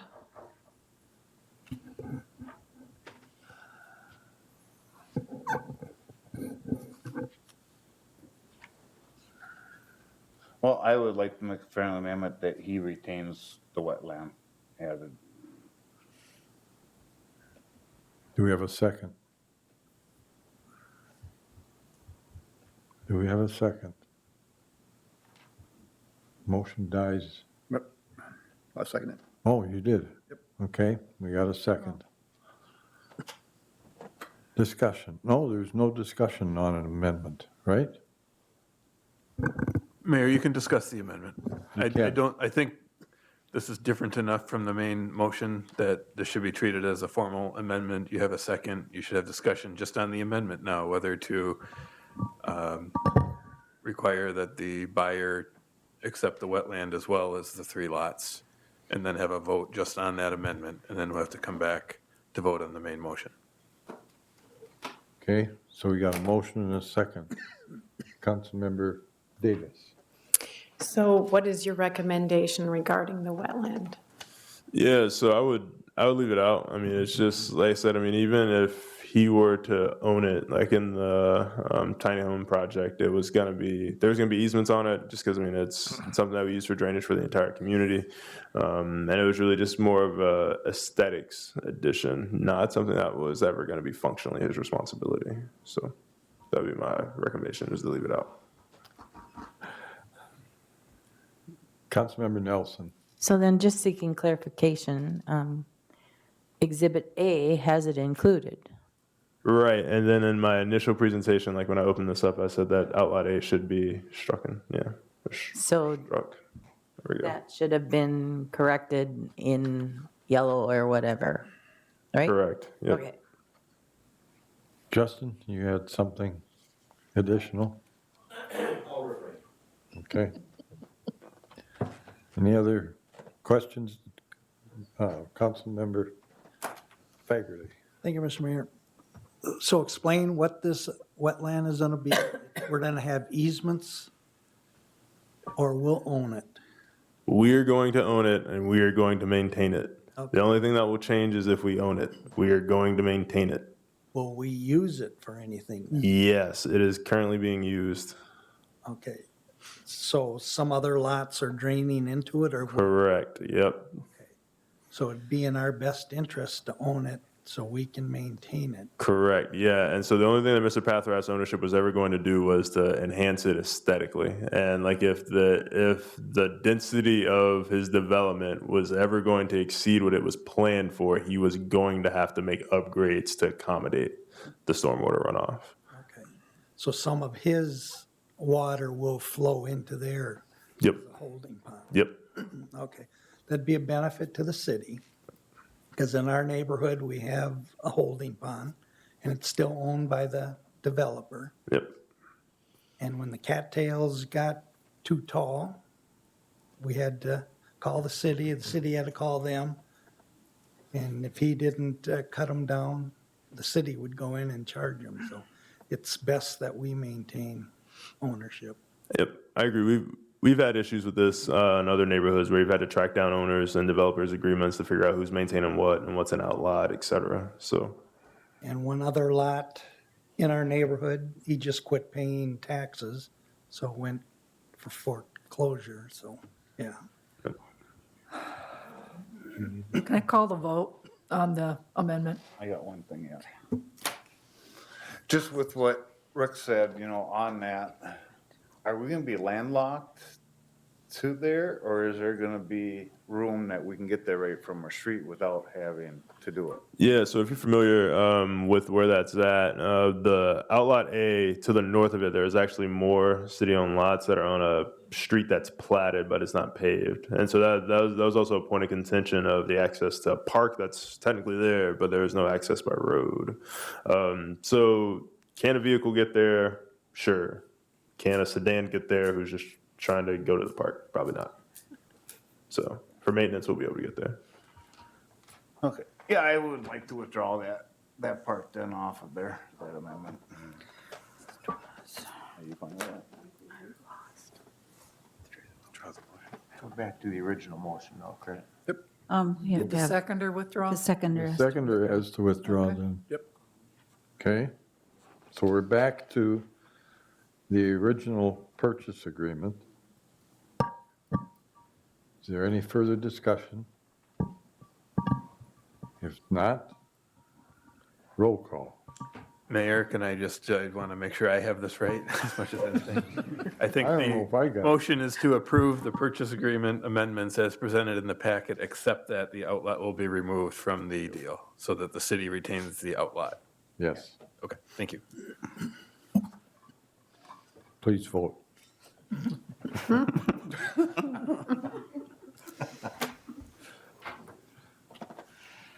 That motion carries 8 ayes, 0 nays.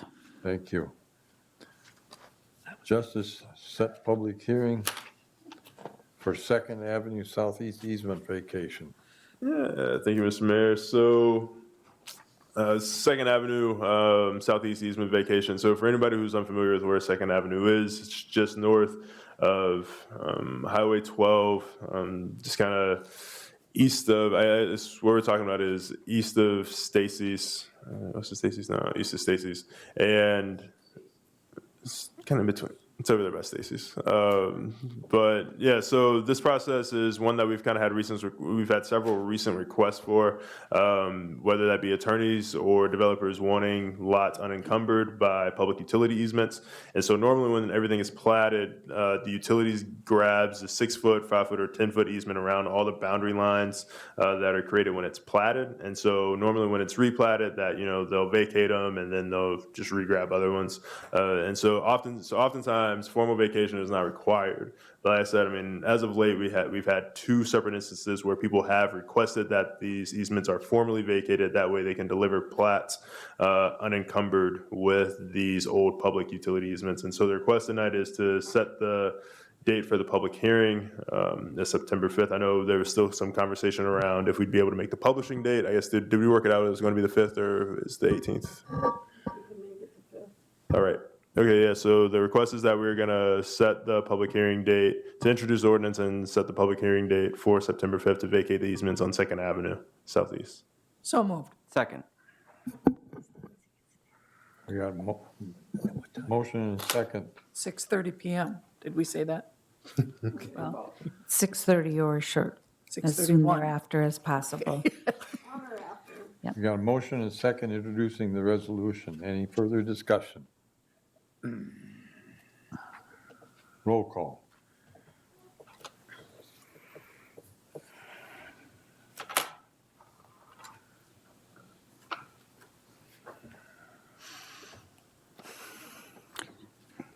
Just waiting on Butterfield. Oh, I forgot, sorry.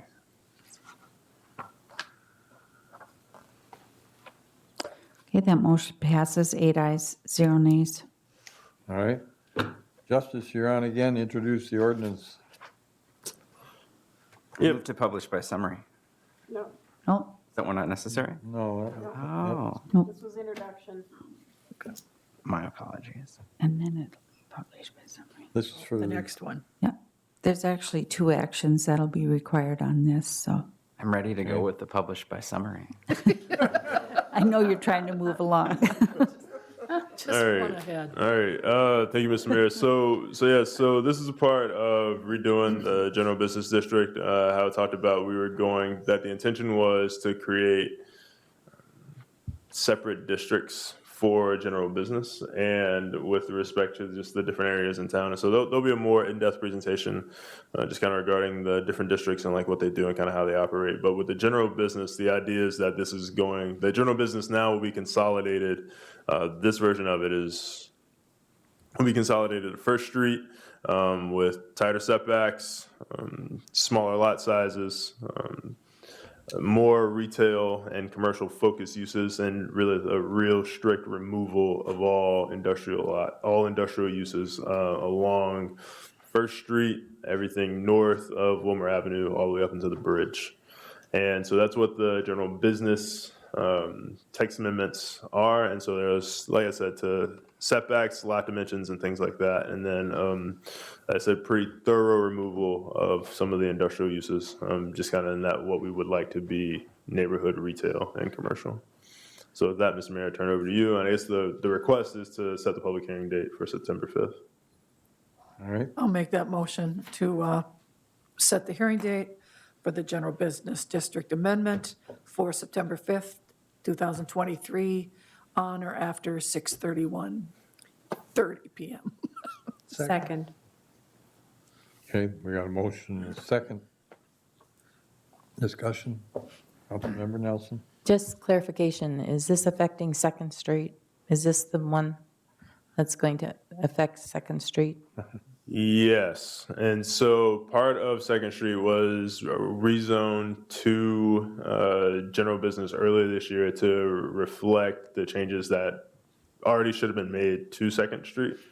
And so, yes, this will affect that section towards the south, closer to the middle school, that is all multifamily housing with the exception, I think, of 3 or 4 houses. So the Second Street people got a letter, something about changing the properties that are up against First Street. Is this one of them that we're doing?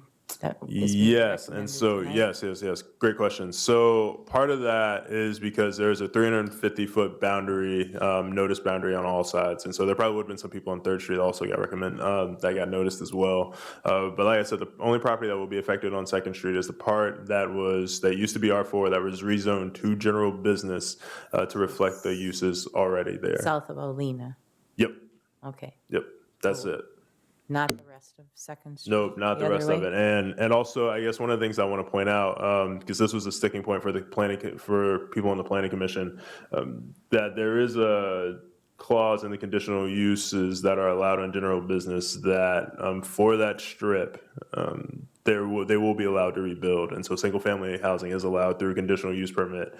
And single family housing is forbidden on First Street. And so people on Second Street, south of Alena Avenue, will have the option to rebuild their homes. This is not rezoning their single family house out of existence. And so that was something that we were very intentional that we wanted to add in. And so people came to the meeting and asked, and like I said, that was a sticking point for several planning commissioners and something that staff included at that direction. Okay, thank you. All right, this is a motion. Any further questions? Roll call.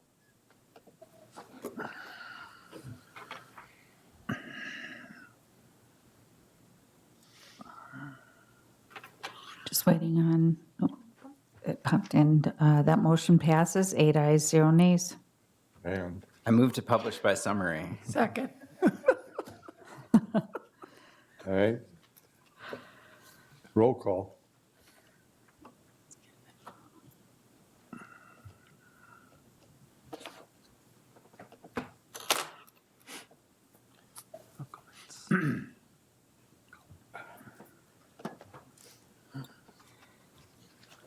That motion also passes, 8 ayes, 0 nays. Thank you. Justice, again, introduce ordinance, set public hearing date for general business 3. Yeah, thank you. So this is for General Business 3. And so of the general business changes that we're going to be making, General Business 3 is slated to be the more industrial feel of the general business districts, to allow some of the existing uses there, to allow some of the large scale outdoor storage, some of the things that, like I said, are kind of already going on in the general business district, but also just to be a little less restrictive, and also to help kind of expedite some of the uses and the requests that staff get kind of in this area. And there's also to provide a designated space for these uses off of First Street and then off of some of the commercial corridor retails that I think are could be a little more aesthetic focused and a little more walkable than what's possible in some of these industrial areas with the large scale lot minimums and things of that nature. So with that, turn it over to you, Mr. Mayor, for any questions. We need a motion. I'll make a motion to introduce the ordinance for General Business 3 and set public hearing date for September 5th, 2023, on or after 6:30 PM. I'll second. 6:32. 6:32. All right, we got a second? Yes. Okay, discussion? Roll call?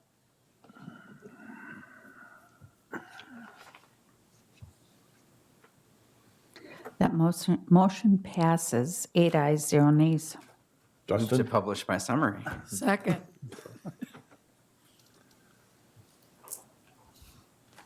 Okay, we got a motion and a second. Roll call.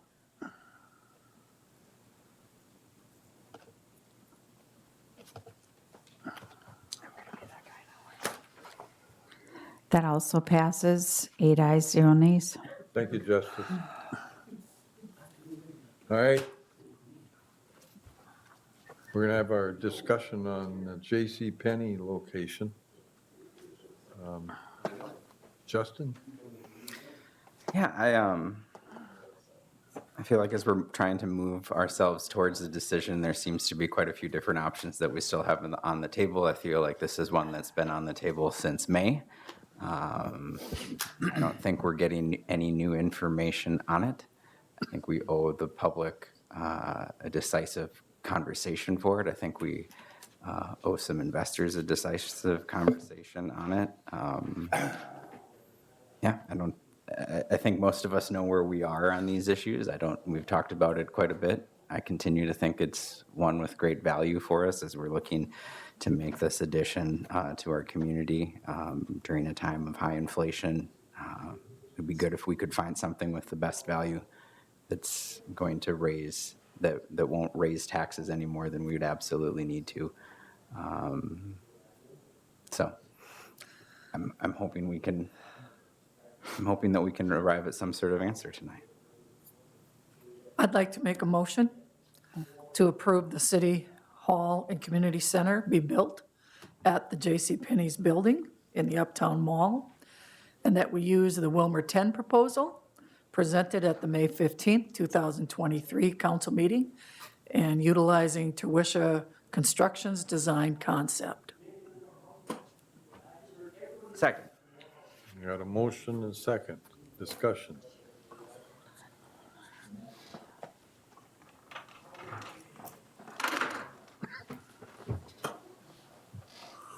Audrey. I know we want to vote, but I'm surprised at the motion. I see them as two different decisions, whether we go there, and then we need to look at, if we made the decision to go there, to then look what the best option to do after that decision. I'm going to vote no anyway, but I don't like the motion as it's basically presenting and shoving that proposal that we don't have documentation on, or don't have a comparison on, or wouldn't have public bidding on with that. So I don't like that at all.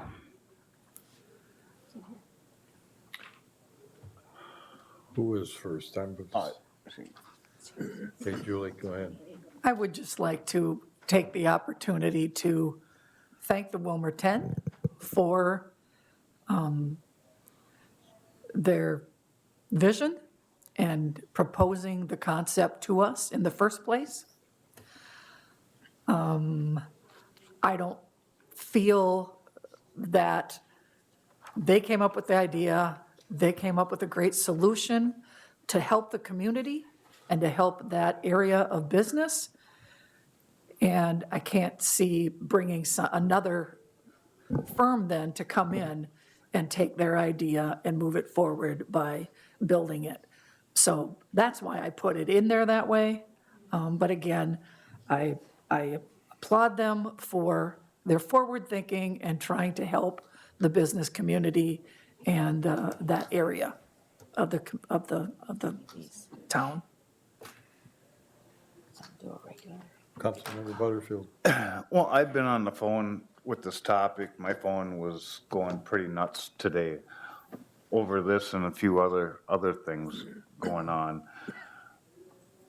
One of the biggest complaints I've heard is the Willmar City Council cannot make a decision, and they cannot commit and get it done. And this been going on for prior years, way back even before the City Hall was started. And I'm on the same boat. I totally agree. But on tonight, it's just not right to be making this vote. We have to consider also the mall, the armory, block 50, where we're currently at, what we're going to be doing with the city auditorium downtown, where the community center is at now. Right now, there's just too many options just to say, this is the one we're going through. We do have to get this right. We do have to quit kicking the can down the road. So when we do this, let's have it, all of them right there. Okay, this is option 1 price, B price, C price, then we pick and go forward. But just to hand pick one out and say, we're gonna go with this one tonight, I'm against that, but we do need to make a decision, make it quick. But we also have to look at the big picture and get this done soon, is what I'm hearing from everybody. Councilmember Davis. I think we should vote on the mall tonight, maybe not in the way it was presented. I feel like we should vote on who would like to move them all forward or not, because I think some of us have decided, and I'm not going to change my mind, I know that. So I think if we put it out, who's in favor of the mall idea continuing on, or something to that effect, then we can remove it or leave it there and make the decision with the other places there as well, if it goes that way, if that makes sense.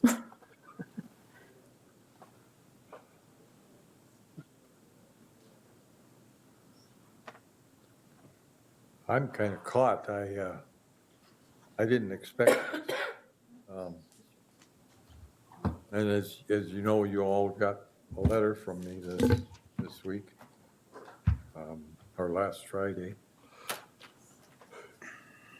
where I wanted to decide where City Hall would go by the end of September. And I was asked by Justin,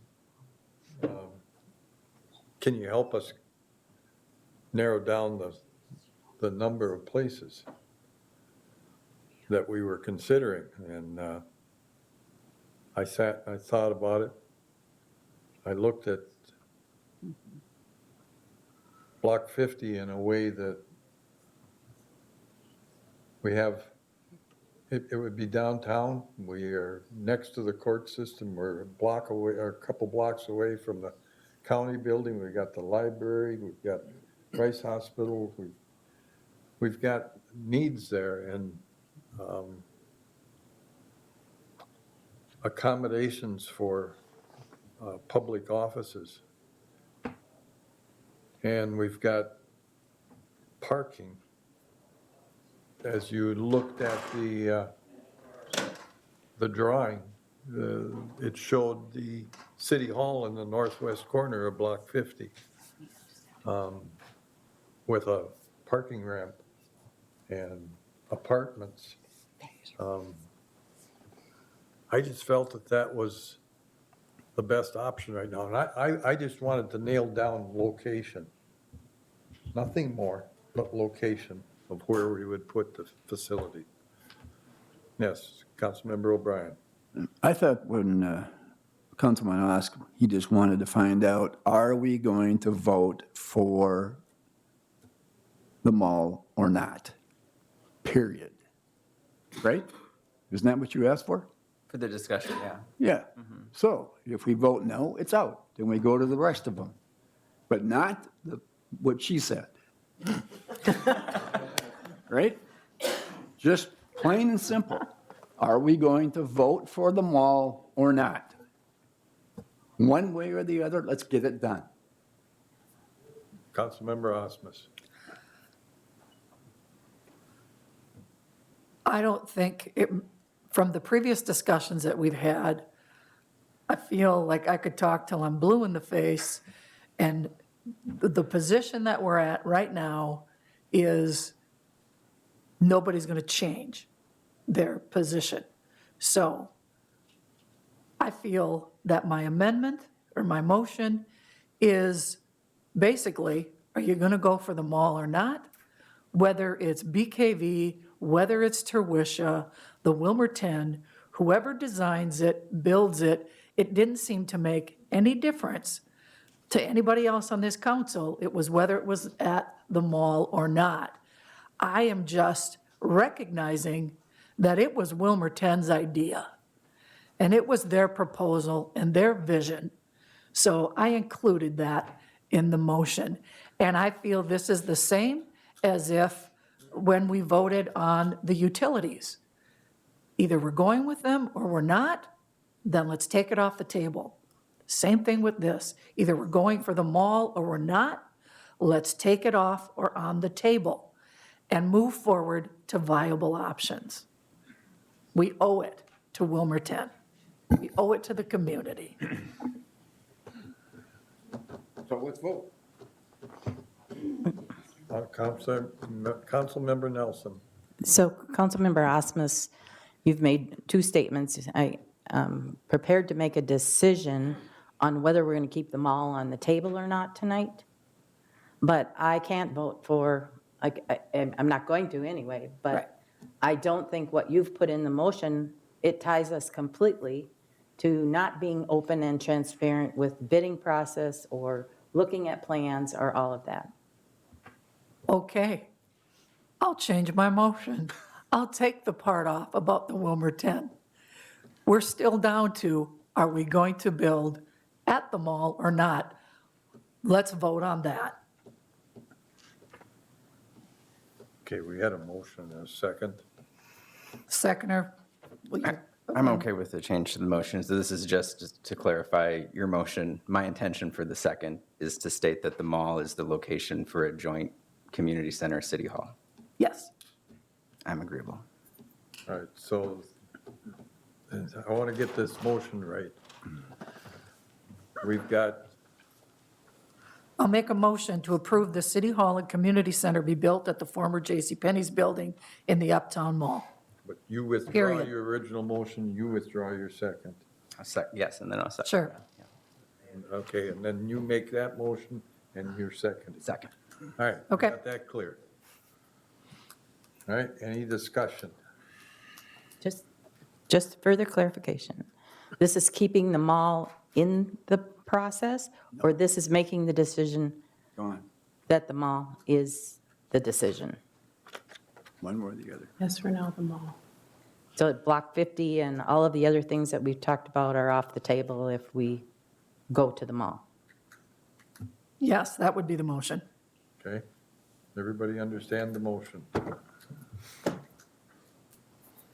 All right.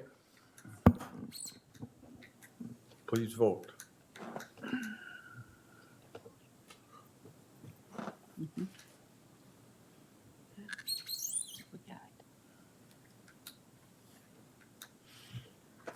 That motion fails. We have 3 ayes and 5 nays, and the nays would be Councilmember Davis, Schultes, Nelson, Butterfield, and O'Brien. So the motion fails. All right? Is that the end of our discussion for tonight? I would think so. Yeah, I think so. You don't think so? No, I do think so. I'm sorry. Yeah. Oh. Councilmember Fagerly. Thank you, Mr. Mayor. So when will we hear the proposal on Block 50 then? With City Hall, apartments, parking ramp? Well, that'd be Tom Schmidt and They're currently working on that, so I would say September 18th is when we were talking about having this, so. And then what about the Armory? The Armory is up in the air. That's an open-ended thing with the Armory. Well, I know, The we National should Guard, have so a plan for it though, in case we do get it in 2 years or 3 years or 5. it's tough to give you a plan on that. Justice, Tough to you vote wanna- on a location then. Yep.